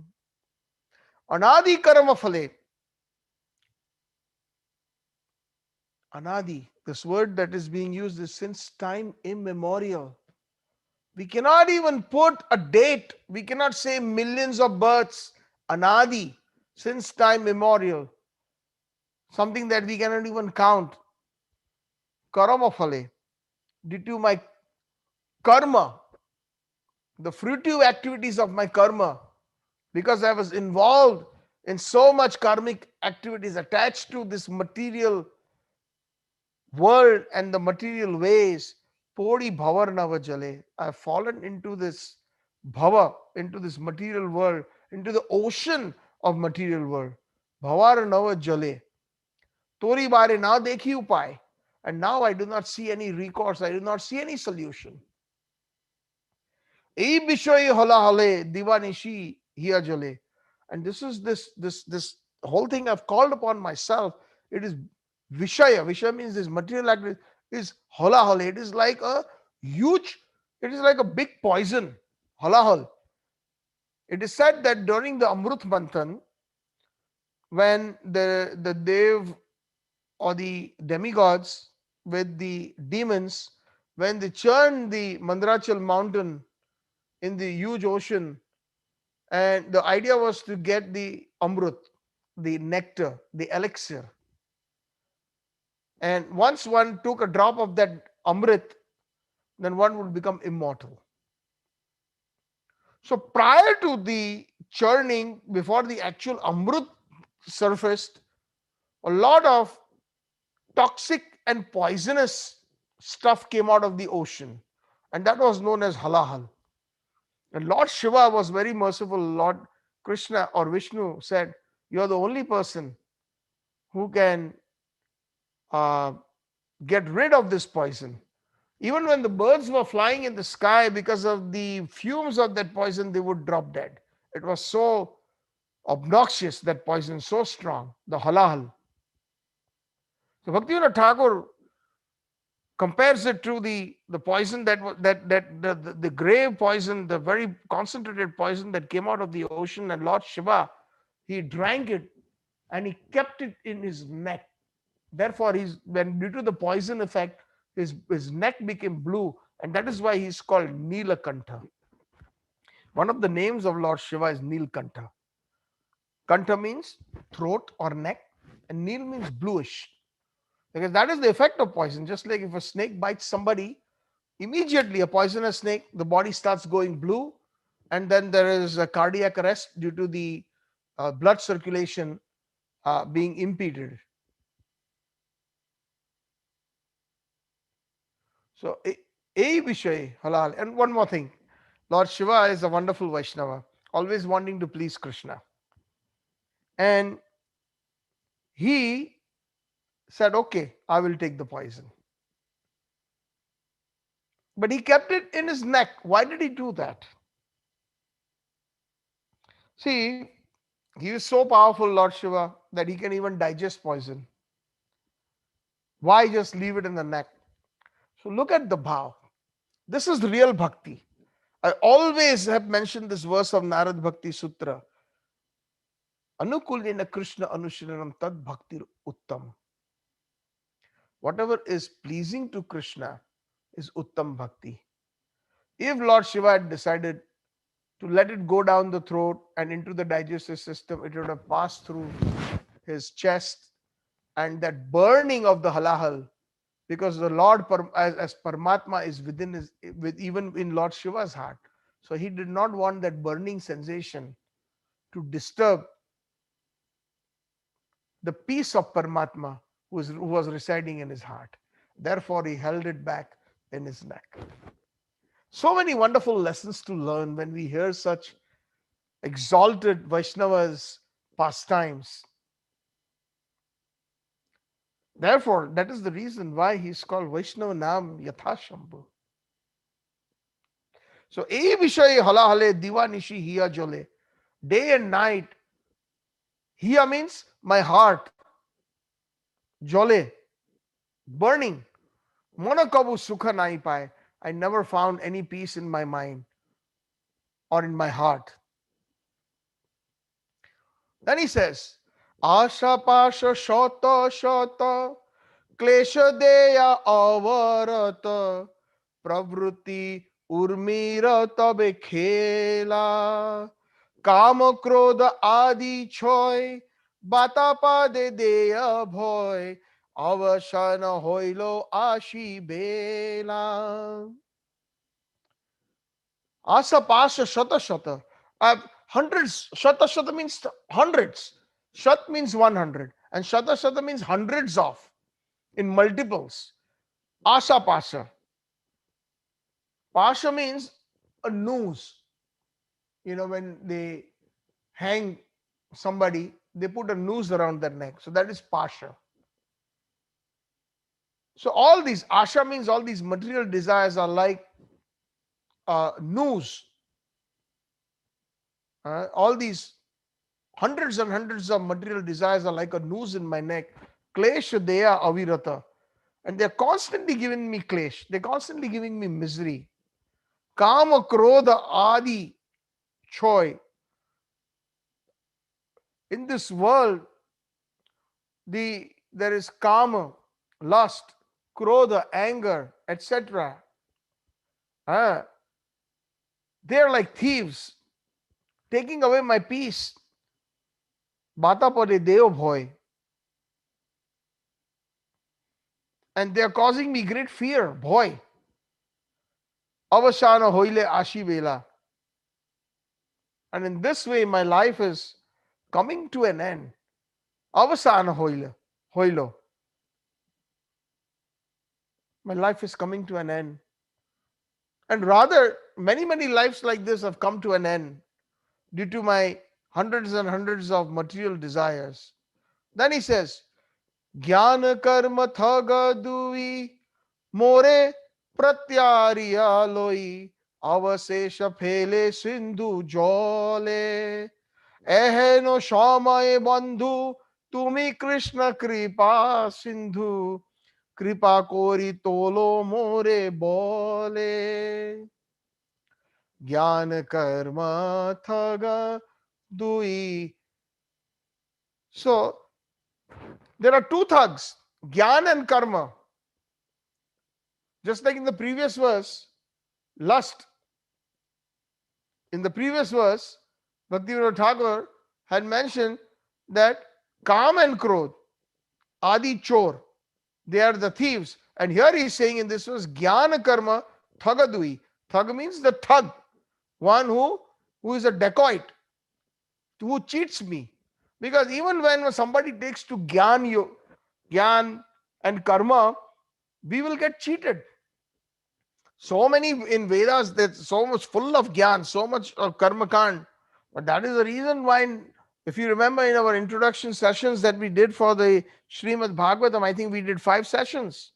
And in the conversation between Naradji and Vyasdev, Vyasdev did not know why he was morose. He did not know why he was sad. And Naradji appeared, and Naradji gave him the reason. The reason is, although you have written all these Vedas, Vedas deal with a lot of subject matters. It deals with so much Gyan and Karma. It is so natural for people. You have added fuel to the fire. You have not really delineated pure bhakti. You have given them a mixture of Gyan, Karma, and spiritual life. And it's very difficult for people to pick the spiritual life. They would rather go for the easy Karma Kand and the Gyan Kand. And that is the reason why you are not satisfied. And that is the reason Dharma, Artha, Kam, and Moksha is Jugupsitam. It is abominable. Please compose something that is pure in nature, but is Amala.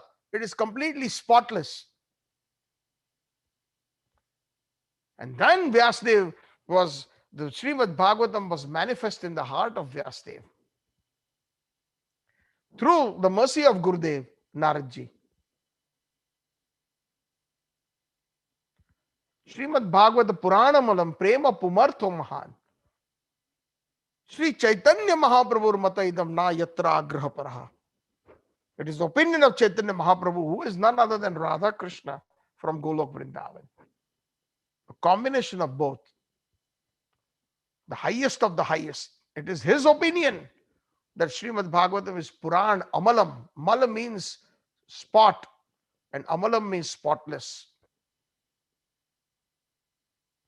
So, Jnana Karma Thagadugi, Bhaktivinoda Thakur says, they can cheat me. And so many people are getting in Jnana. So many Vedic scholars. All these scholars in the Mayavad sect, they're all Vedic scholars. They know the Vedas by heart. They know so many Shastras by heart, but their interpretation, their understanding, their consciousness is defective. Because in Sanskrit, there is several meanings of one particular word. So, Jnana Karma Thagadui, these two are thugs, Jnana and Karma. More Pratariya Loi. And Pratariya Loi means they have misled me. They have cheated me. Avasesha Phele Sindhu Jale. And they have thrown me into this huge ocean, Sindhu Jale. Ehano Shamaye Bandhu. At that time, oh my Bandhu, oh my well-wisher, oh my friend. Bandhu means friend. It's a very common Bengali term. Eheno Shamaye, at that time, Bandhu, my dear friend, Tumi Krishna Kripa Sindhu. You are my friend, O Krishna, and the ocean of mercy. Kripa Kori Tolo More Bole. Please save me. Kripa kori tolo more bole. Please save me from this material ocean. That is Ainanda Tanuja Kim Karo Patita Mam Vishame Bhavam Buddho. Kripaya Tava Pada Pankaj Stita Dulim Sadrisham Vichintaya. So beautifully composed by Bhaktivinoda Thakur. And in the final verse, he's saying, Patita Kinkora Dhori Pada Padma Dhuli Kori Deho Bhakti Vinod Ashroya Amita Nitya Das Bhuliya Mayara Pash Baddha Hoye Achi Doya Moya. Patita Kinkora Dhori, please accept me, considering me as your eternal servant. Pada Padma Dhuli Kori, place me at your lotus feet. Pada Padma Dhuli, like dust.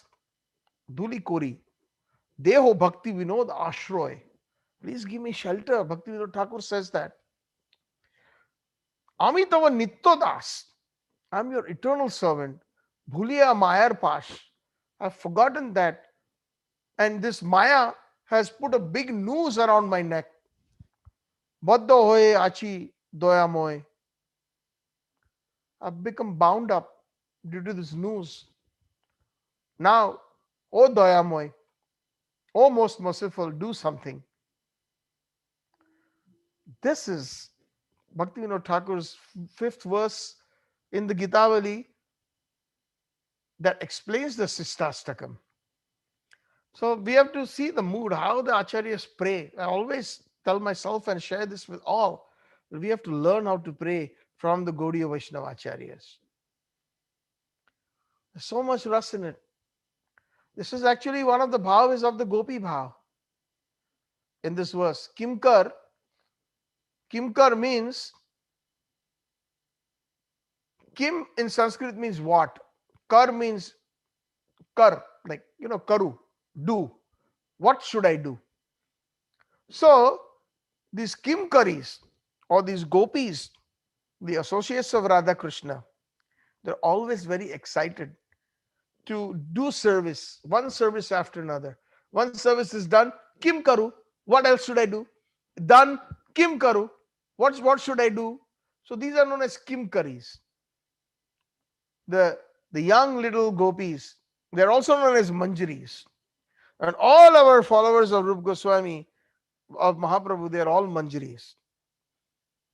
The gopis are considered like the tulsi leaves, and the Manjaris are the little flowering buds that we see. And Krishna loves the Manjaris even more. They say that when you offer tulsi, Krishna loves it, but Krishna even loves it when you offer a Manjari. So these are some of the nuances. So Kim Karo. So here the bhav is also in the Madhurya Rasa, that by nature every jiva is a servant of Krishna. Jivar Sharup hoy Krishnir Nitya Das. And service to Sri Krishna is inherent. It's there. Right now we are not serving him directly, we are serving him indirectly through Maya. Because Maya is a servant of Krishna. And if Sri Krishna, out of his causeless mercy, accepts the jiva as a particle of dust at his lotus feet, then the jiva's covered identity and eternal disposition of seva or servitorship to Krishna will manifest again. It will be sfurit. Right now it's not manifest in us. Not fully blossomed. Maybe a little bit. But if Krishna places us at his lotus feet, and placing at his lotus feet means Prabhupada. Please, see, we are churning deeper and deeper. Prabhupada, what does it mean? Prabhu means Sri Krishna. Pada means the lotus feet of Krishna. So taking shelter of Prabhupada. And those who have taken shelter of the lotus feet of Krishna, they are also known as Prabhupada. So Prabhupada Rupa Goswami, Prabhupada Sanatan Goswami. Prabhupada Jiva Goswami, Prabhupada Bhakti Siddhanta Saraswati Goswami, Prabhupada Abhay Charanaраvinda Bhakti Vedanta Goswami. So taking shelter at the lotus feet of Krishna is possible. Sitting right here when we take shelter of Srila Prabhupada through his Vani, which is eternal. And that's what the purpose of this Bhakti Vedanta Bhagavad group is. As it is.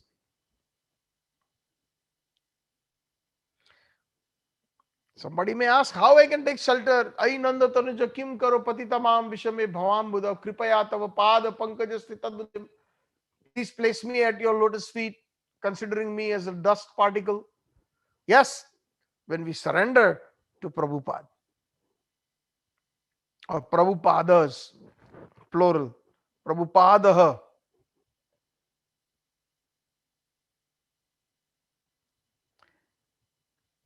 So the attempt to attain the lotus feet of Krishna or Prabhupada by one's own endeavor is called kind of a aroha pantha.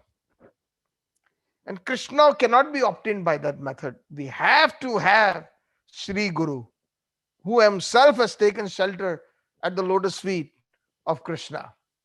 And only by adopting a service attitude or seva attitude in accordance, then will Sri Krishna, it will be possible to attain his lotus feet. The word Padaduli, dust particle, indicates that the living entity's eternal identity is so infinitesimal. The size of the soul, we explained that I think before in the previous satsangs. It is mentioned in the Shastras. If we have the tip of the hair, not the full hair, the tip of the hair, and the tip you dissect that into 10,000 portions or pieces, that is the size of the soul, so atomic, so minute, so infinitesimal.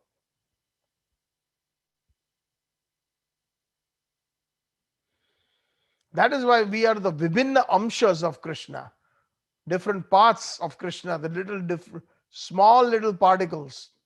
And as long as the jiva is not situated in his inherent spiritual form, in the original swarup, unwanted things will always impede us, will become obstructions due to the anarthas.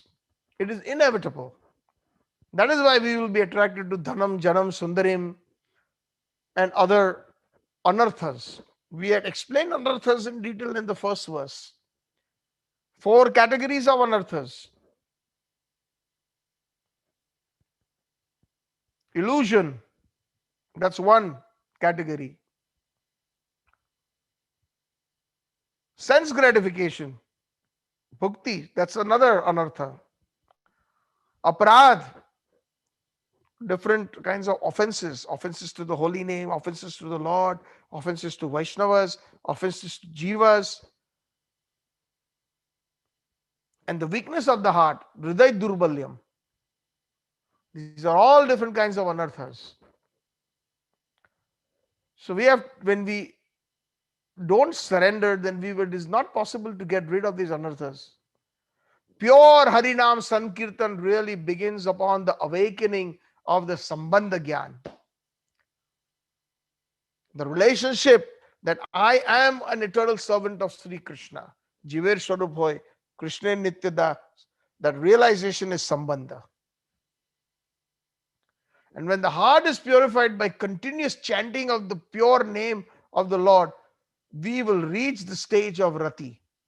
In the beginning, it was summarized by Asimkar Prabhu.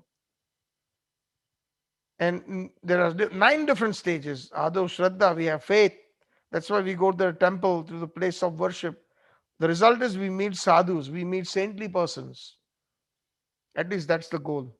Nowadays in Kali Yuga, we can't really say. Sadhu Sangha, we get the association of Vaishnavas. Tatha Sadhu Sangha. Then the sadhus, the true Vaishnavas at heart, always looking out for the eternal well-being of all. They suggest things that are good for our spiritual life, and they ask us to give up things that are bad for the spiritual life. That is called bhajana kriya. And Srila Prabhupada Give us this formula. What are the things that we should give up?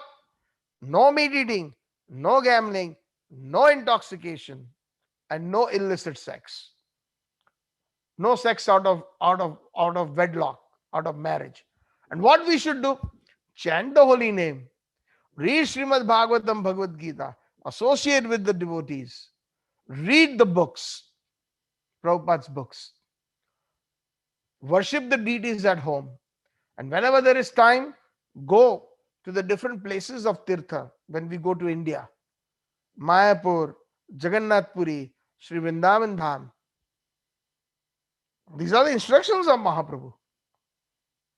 5 things should be done, 4 things should not be done, like a good doctor.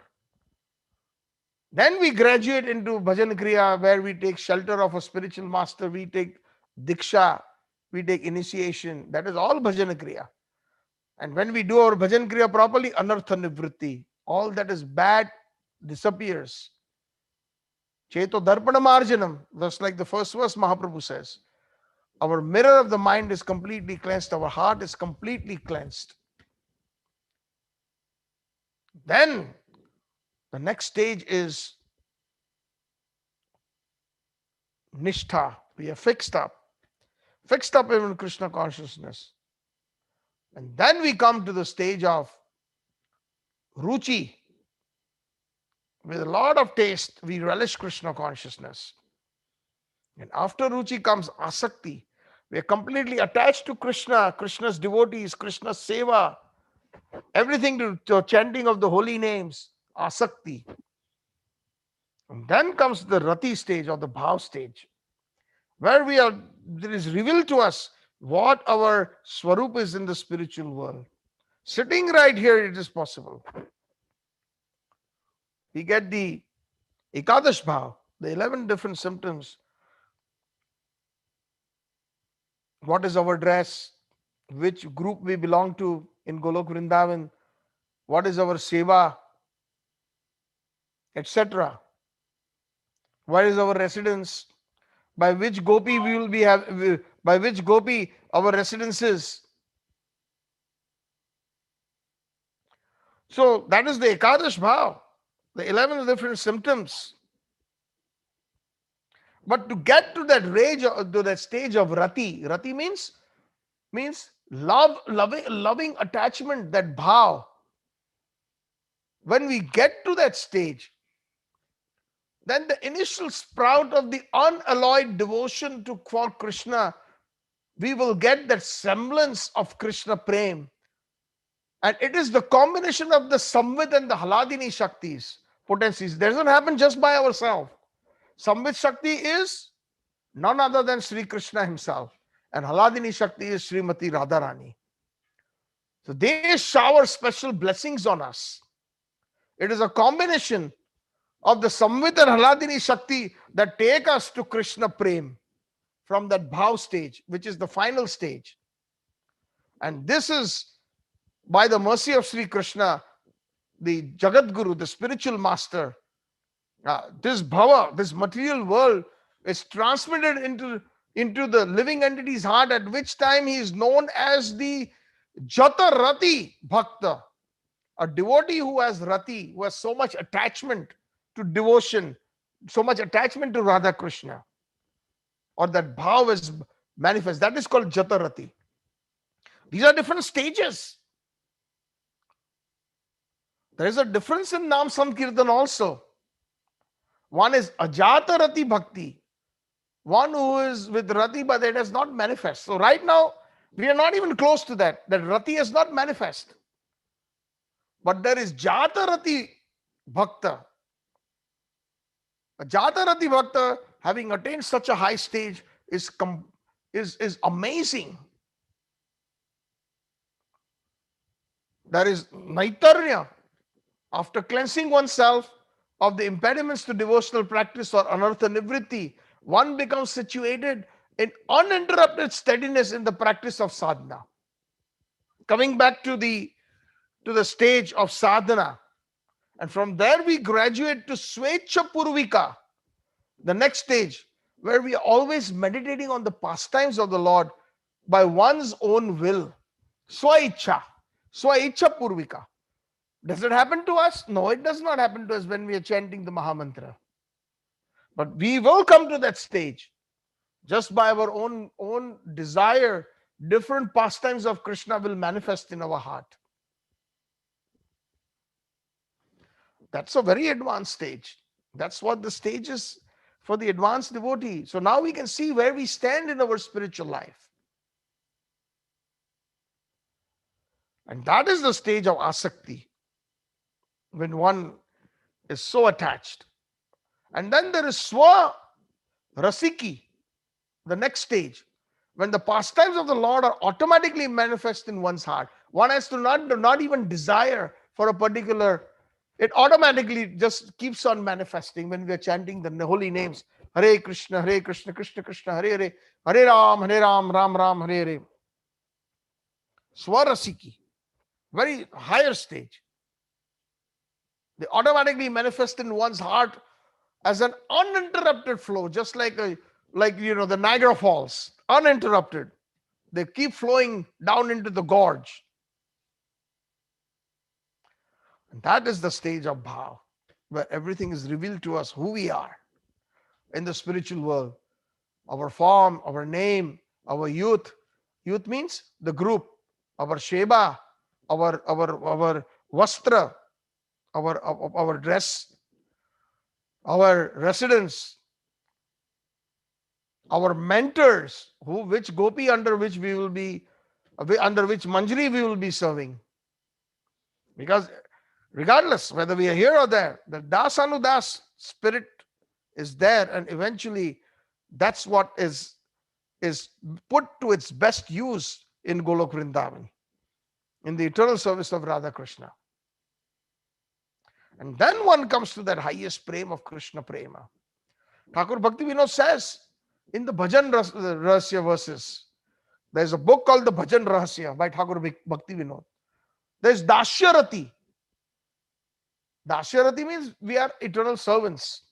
But Rati, we were so attached. And that Dasya Bhav is like the Gopi Bhav.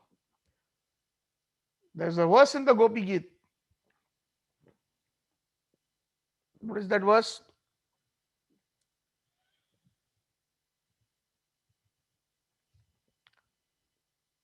Suratanath te sadhu jata sa rushabate vayam. And then somewhere the Gopi says that Ashulka Dasika, we are your eternal servants without any payment. Shulka means payment. Ashulka means no payment. Dasika, your servants. This is the vow that Bhaktivinoda Thakur is saying, that Dasya Rati, where we are not expecting anything in return for the service of Krishna,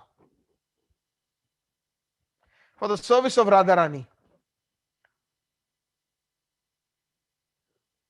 And Dasyarati means also there is an eternal inclination that can even happen, that one who is inclined to go to Vaikuntha, that Dasyarati is there. But without the manifestation of bhav, one's service to Krishna is superficial.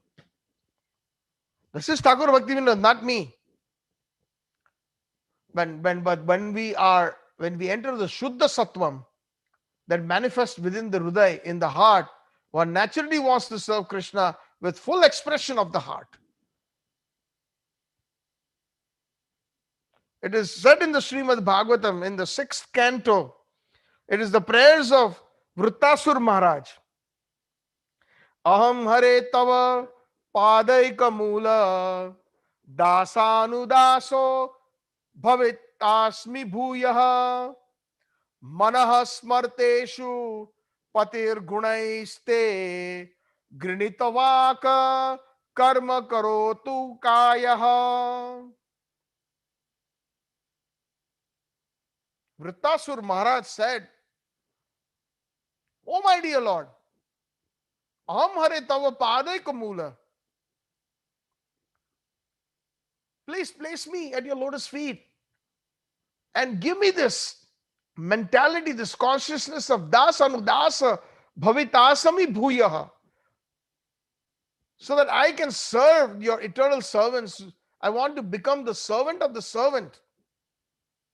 Manasmarteshu pater gunamste. I always, with my heart, with my mind, always think about their attributes, sing their glories. Grinita vak karma karotu kayaha. Always with nice words, glorify those attributes, and my body always engages. Kaya, with my body always engage in the loving service of your Lordship. In another verse of Bhajan Rahasya, in terms of this particular fifth verse that we are studying today, Bhaktivinoda Thakur says that Chinu tava nitto das gole bondi maya pasho samsara painu nana klesha. Chinu tava nitya das, I am your eternal servant. But gale bandi maya pash, in my gale, in my neck, there is a noose. The noose that has been thrown by Maya. Samsara painu na klesha, and within this material world, I'm only painu nana klesha. I'm only finding different types of miseries in this material world. Ebe puna kori asha hana tava dasera dasha bhaji pai tava bhakti lesha. I'm being crushed by the varieties of different miseries.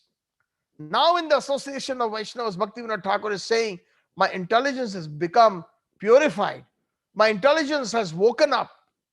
Now, the only aspiration in my heart is that I may become a servant of the servant of your servants. Hena tava dasera das, bhaji. And that way I may engage in your bhajan and obtain a particle of your bhakti.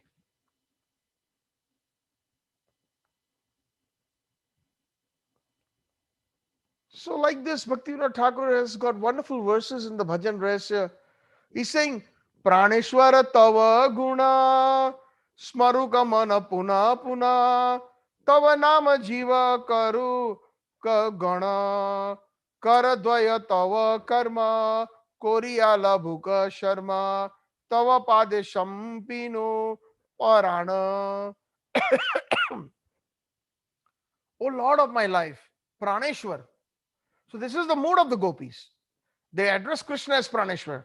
So here there is a double meaning.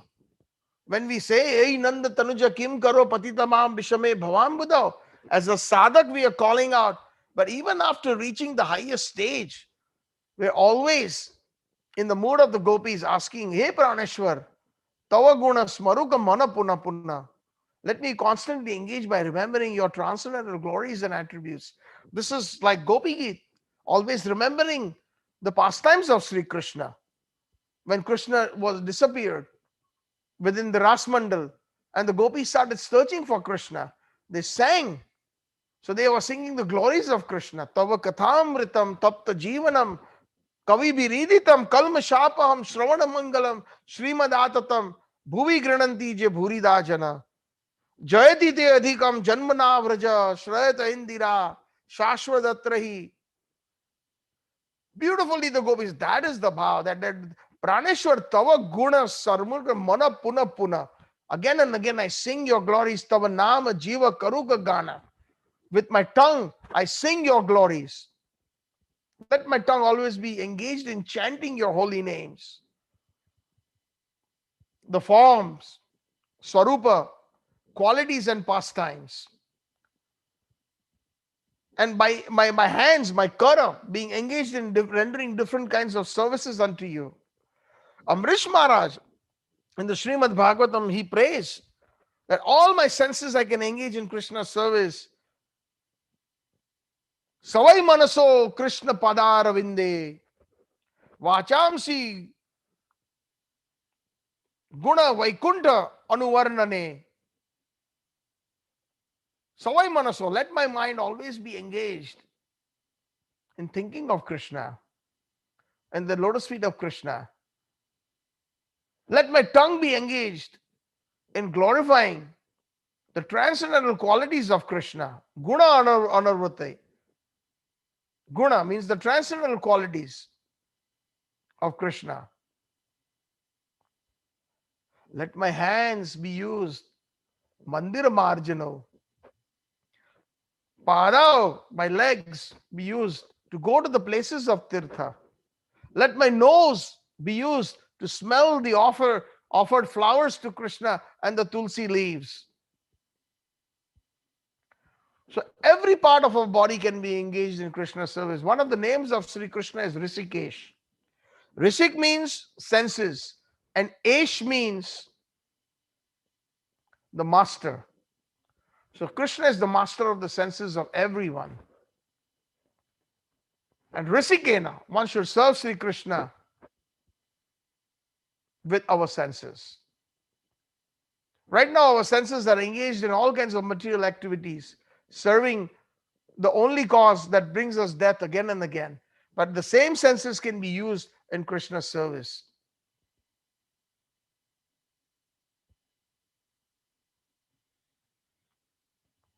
I'm offering my entire self at your lotus feet. That is bhajan rahasya. That is what Bhaktivinoda Thakur says.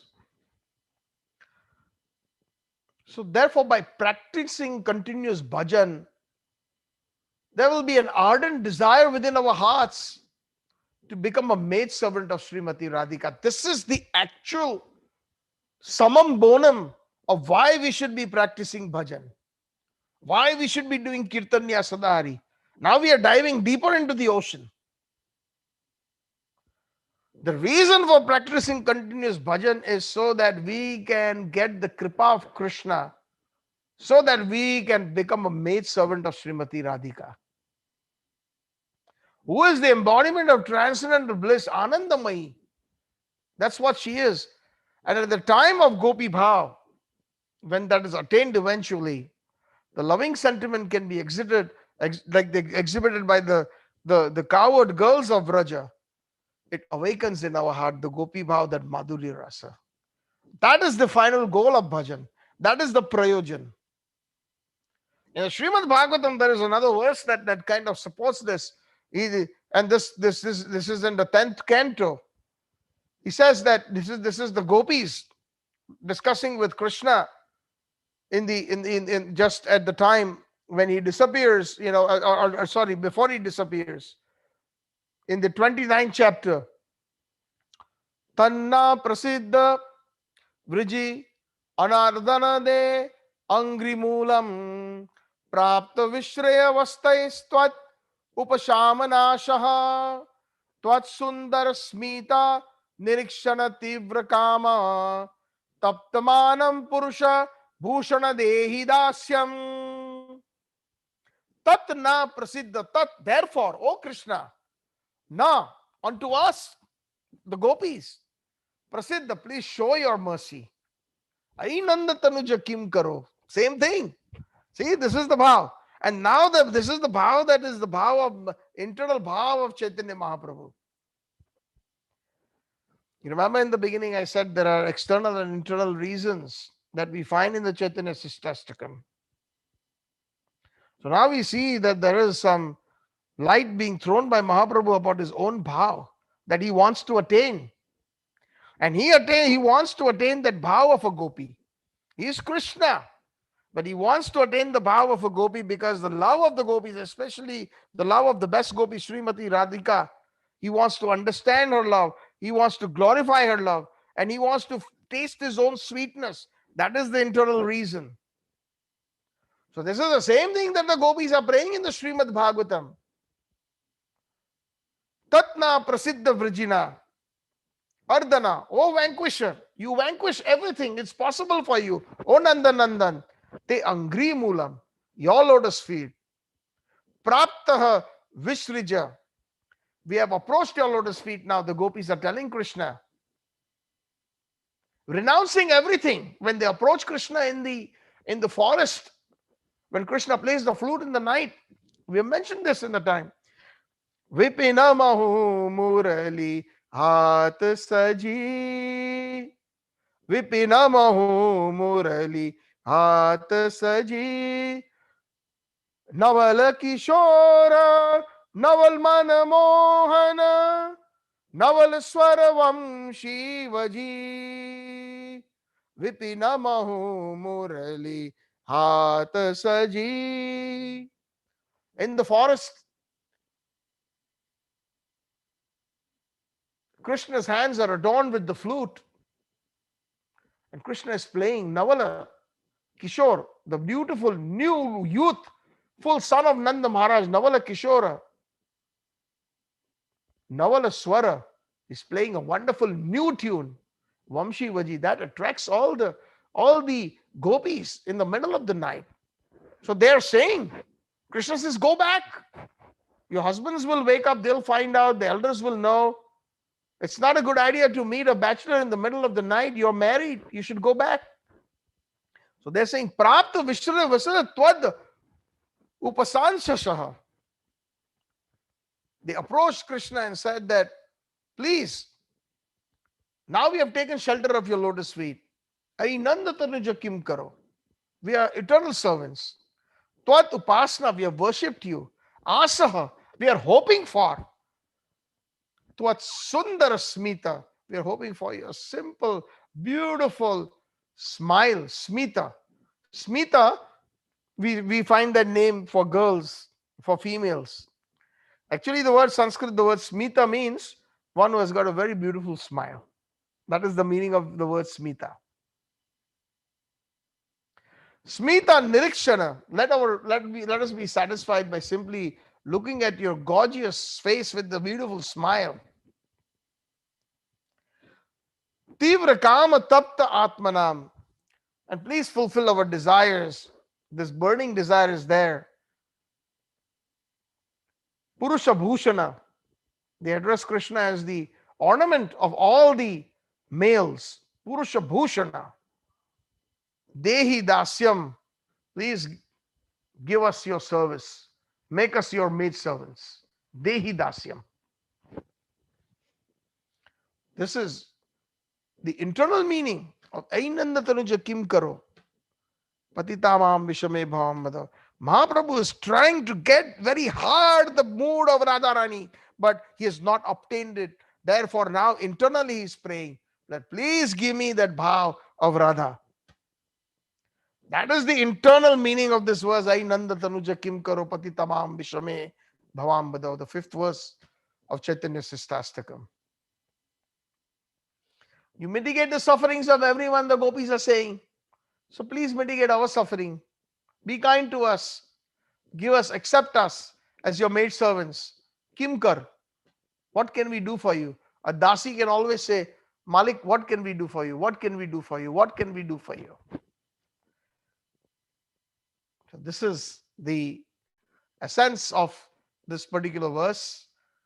So I will stop here now. The necessity of taking shelter of the lotus feet of Srimati Radharani has been expressed by even Raghunath Das Goswami in the Stavavali and many other esoteric, wonderful Vaishnava literatures. We probably have not even touched the tip of the iceberg, but this is the essence. The essence of doing Krishna Bhakti is so that we can get Radha Dasyam. He can facilitate it. When he is merciful to us, Radharani will accept us. And that is the real reason for doing the real bhajan. So, Hare Krishna. Thank you all very much. All glories to Shri Prabhupada. All glories to Thakur Bhakti Vinod. And all glories to Chaitanya Shikshashtakam. All glories to Chaitanya Mahaprabhu. Hare Krishna, Krishna Krishna, Hare Hare. Hare Ram, Ram Ram, Hare Hare. Gaur Premanande, Hari Hari Bol. So now I would like to invite Anup Prabhu to make the closing statements. And of course, we have a very special bhajan today, a kirtan by a very young devotee. So go ahead, Prabhuji. I will let you do the honors. Yeah, thank you, Prabhuji. So let's do the kirtan first, then we'll do the closing. Sure, sure. Start कर दूसरा on करो harmonium पे करो ओम करिए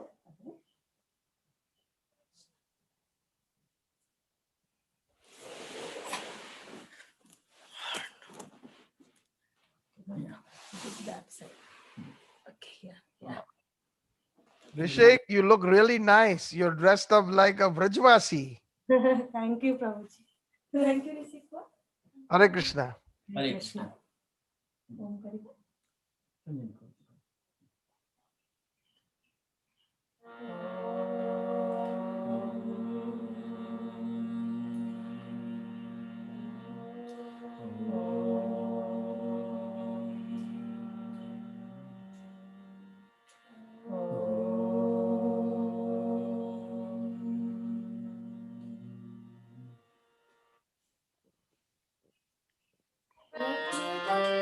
Keshavam Krishna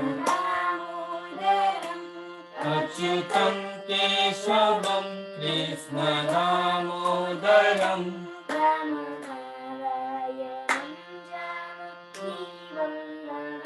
Rama Narayanam Janaki Vallavam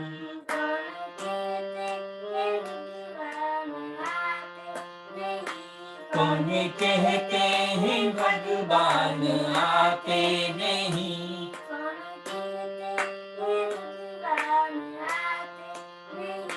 कौन कहते हैं भगवान आते नहीं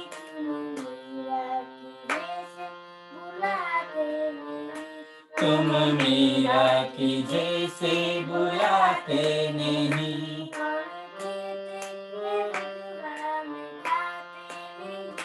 कौन कहते हैं भगवान खाते नहीं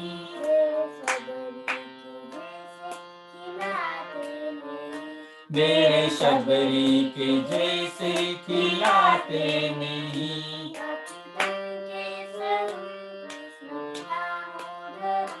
अच्युतम केशवम कृष्ण दामोदरम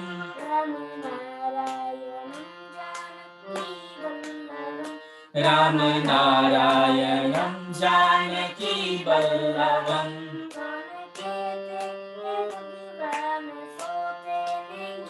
कौन कहते हैं भगवान सोते नहीं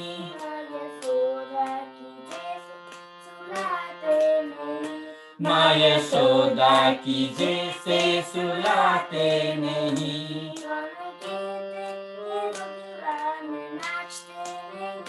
कौन कहते हैं भगवान नाचते नहीं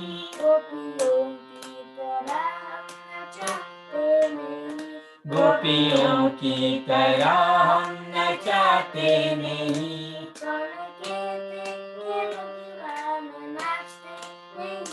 कौन कहते हैं भगवान नाचते नहीं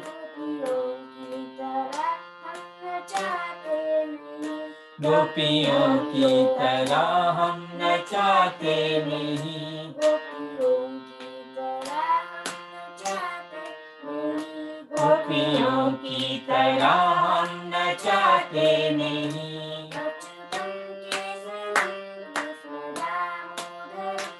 अच्युतम केशवम कृष्ण दामोदरम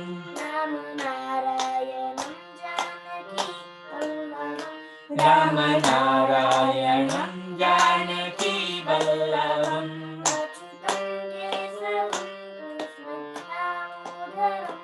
अच्युतं केशवं Krishna दामोदरम्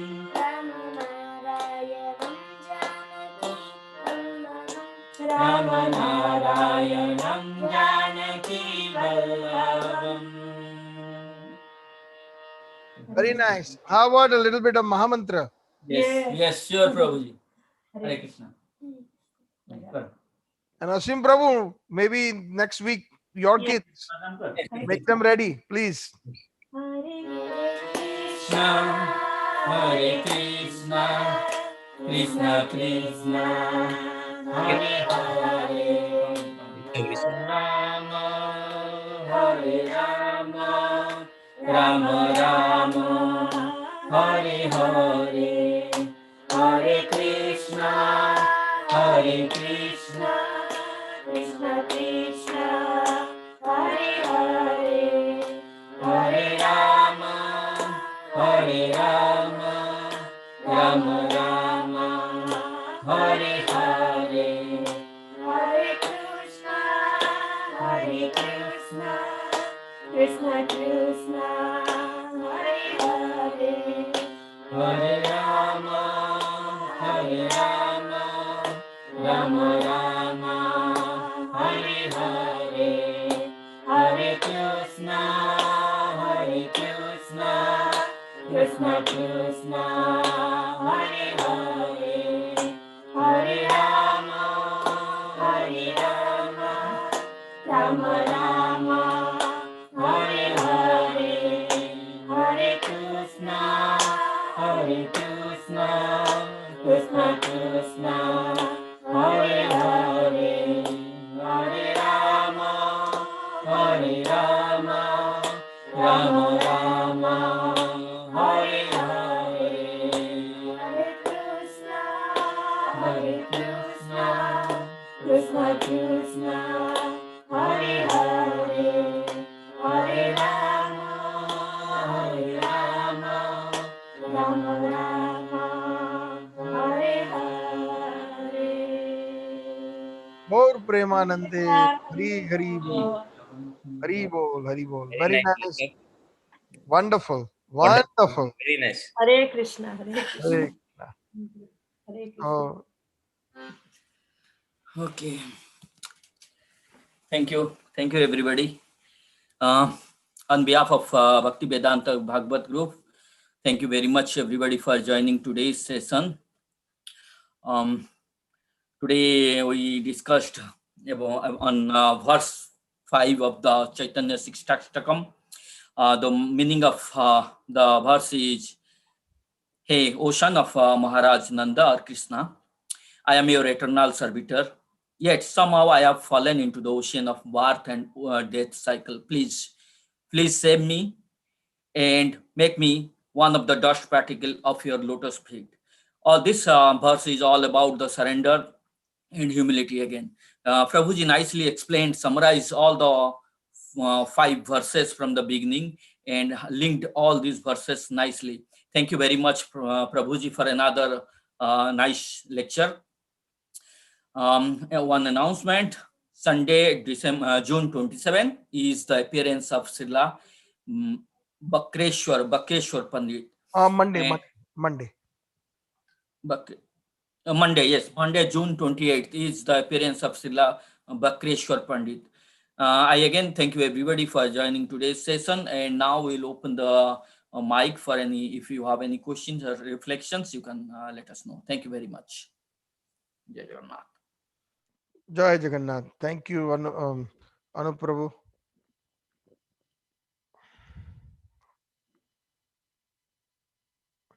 When is the Rath Yatra this time? The actual date? Can you tell me? In Puri?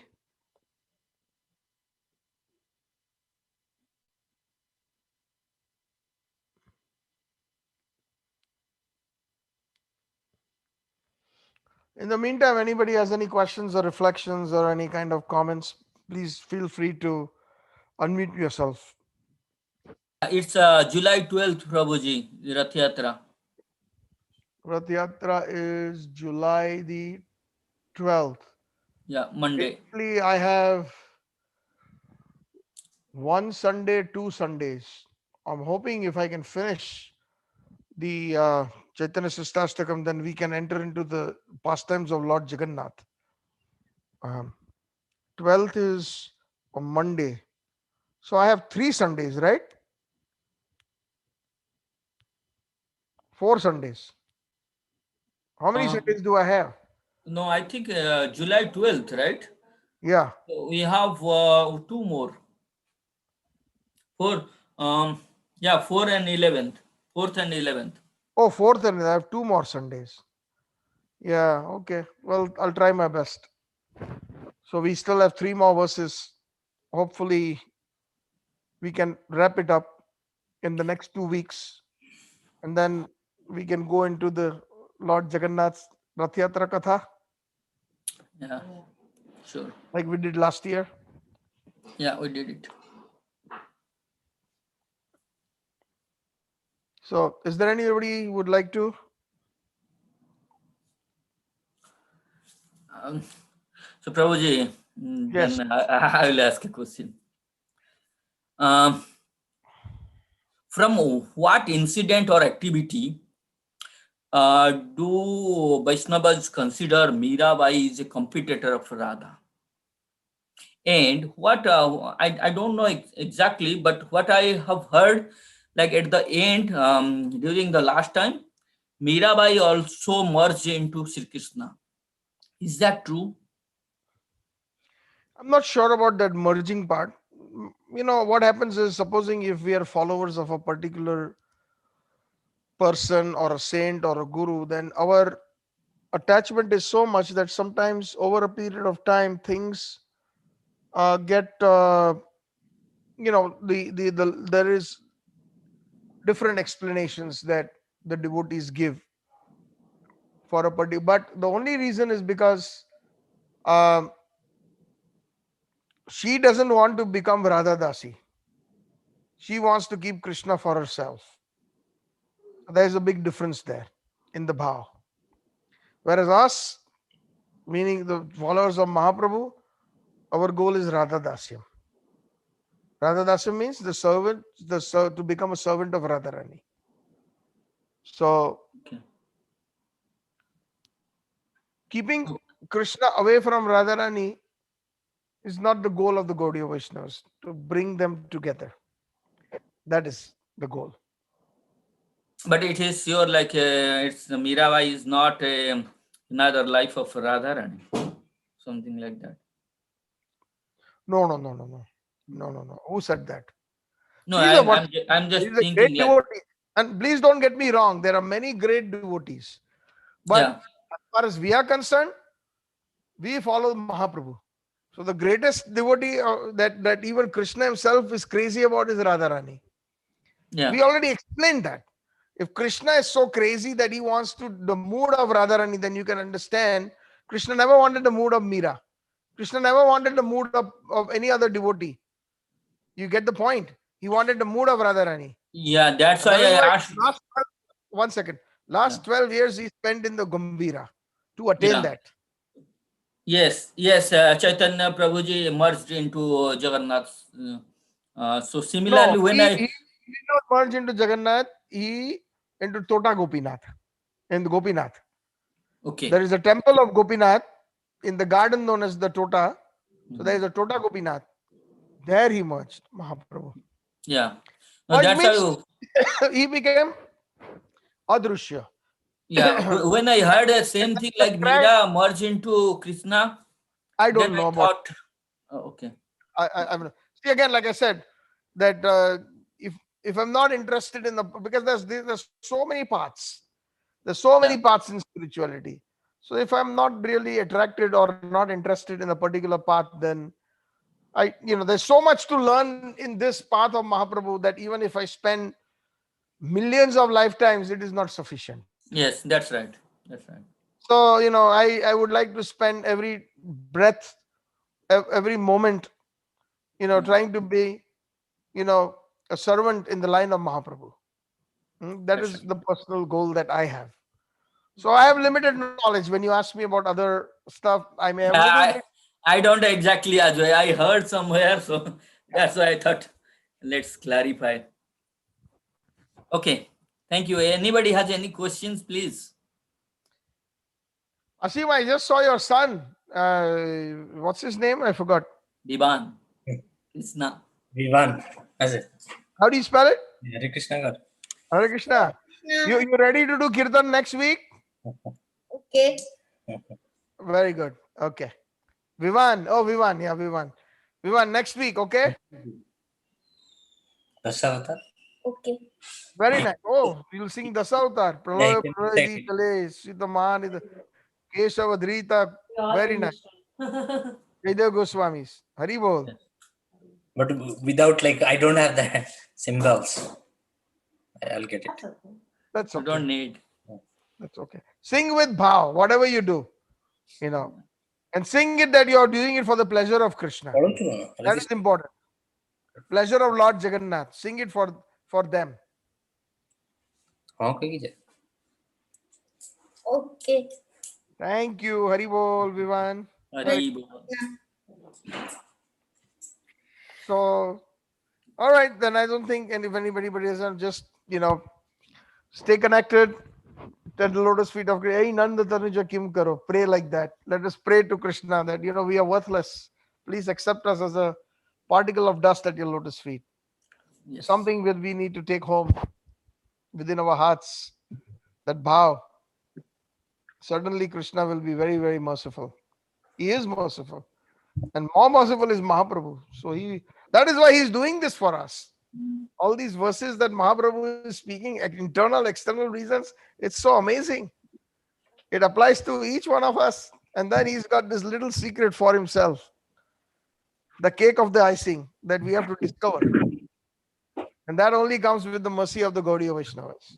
Otherwise, Chaitanya Shikshashtakam, we see people recite it in 5 minutes and it's done.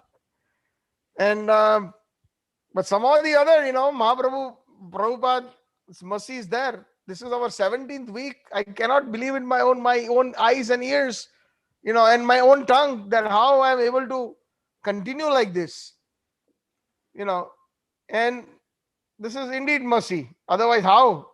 My Jagannath and my Girirajji, perhaps they are listening and they like it, and that is why I'm able to. Otherwise, impossible. For 17 weeks, that's how many months? Oh, a little over 4 months, just on 5 verses. Hari Bol. All glories to Srila Prabhupada. I think Gopal Prabhuji has anything to say. Yes, Gopal Prabhu. Hari Bol. Hari Bol. Hare Krishna, Prabhuji. Hari Bol. Dandavad Pranam. Jai Srila Prabhupada. Dandavad Pranam.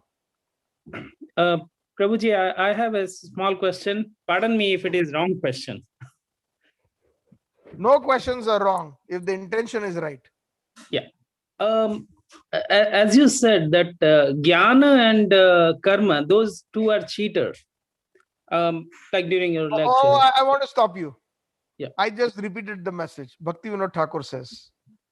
Go ahead. No, I'm not contradicting, Prabhuji. Okay. I'm not contradicting. I'm just wanted little clarification. So, Gyan and Karma. So, my question is, like Bhakti, that is the ultimate. But if the foundation of Jnana, like Gyan, I consider that Gyan will be a stronger foundation. So, if a foundation is strong, then I believe the bhakti will be tatastha, like no a storm or nothing can move here and there. So isn't it we need like a good foundation as well for ultimate the bhakti? Very good point, and that is true. Actually, Gyan and Karma, if they're properly, the foundation is right for bhakti, the ultimate goal is bhakti, then they are perfect. They are actually assistants for bhakti. That is why otherwise Krishna would have not spoken that in the Bhagavad Gita. There's Gyan Yoga in Bhagavad Gita too. So, but it has to culminate into bhakti. And if it stops at Gyan, then that is a thief or a thug. That is what it means. Then it will take away, then it will make us arrogant. It will make us feel that I am like there were so many Gyanis, like even in the pastimes of Chaitanya Mahaprabhu, Keshav Kashmiri, Sarvabhattacharya. Sarvabhattacharya was of Jagannath Puri. You heard of him or no, Gopal Prabhu? Sorry, Prabhuji.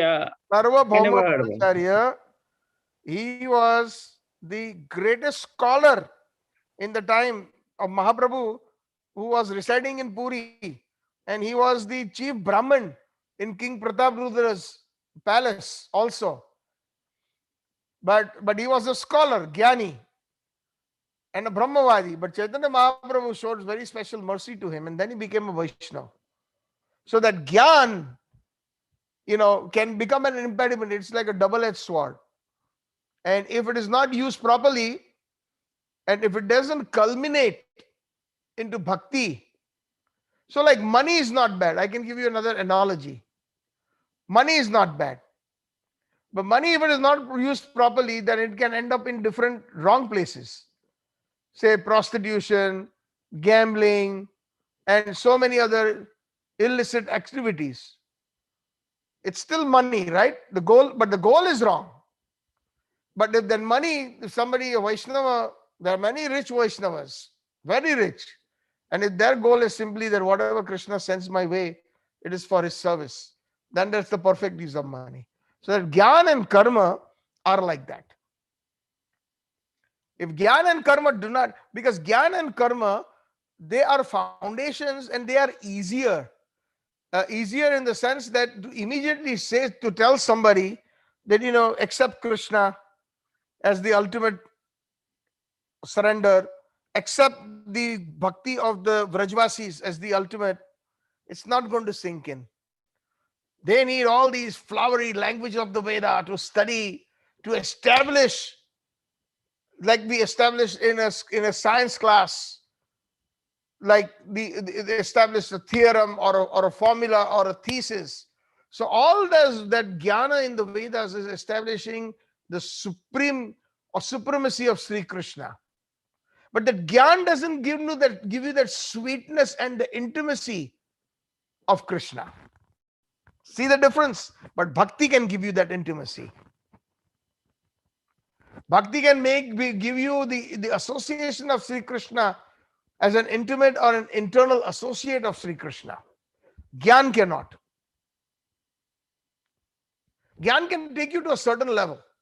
But after that, if one thinks that I have attained the ultimate using Gyan as the ultimate destination, then they've been cheated. That is why Bhaktivinoda Thakur classifies that as thug. I don't know if you're satisfied or if you still have a further query. No, I'm satisfied. You said that, like, if it is a mean, if it is a madhyama to reach bhakti, so then it is correct. So yes, thank you, Prabhuji. And today, thank you for little one as well. A nice bhajan.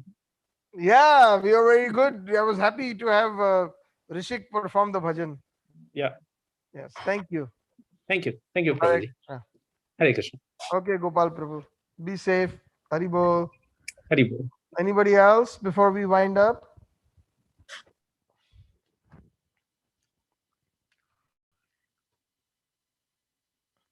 Okay. So thank you all very much. Be safe. Depend on Krishna. Ainand tanuja kim karo pati tamam. Vishame bhavam buddha kripaya tava pada pankaja stitadalim sadrisham vichintaya. So one should make a conscious efforts for such key verses of the Chaitanya Shikshashtakam, make them by heart.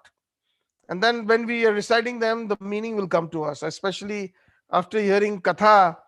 And then, constantly we can meditate when we are chanting on these verses. They are very perfect for meditation when we are chanting the holy names. Okay? So, thank you. Hare Krishna. All glories to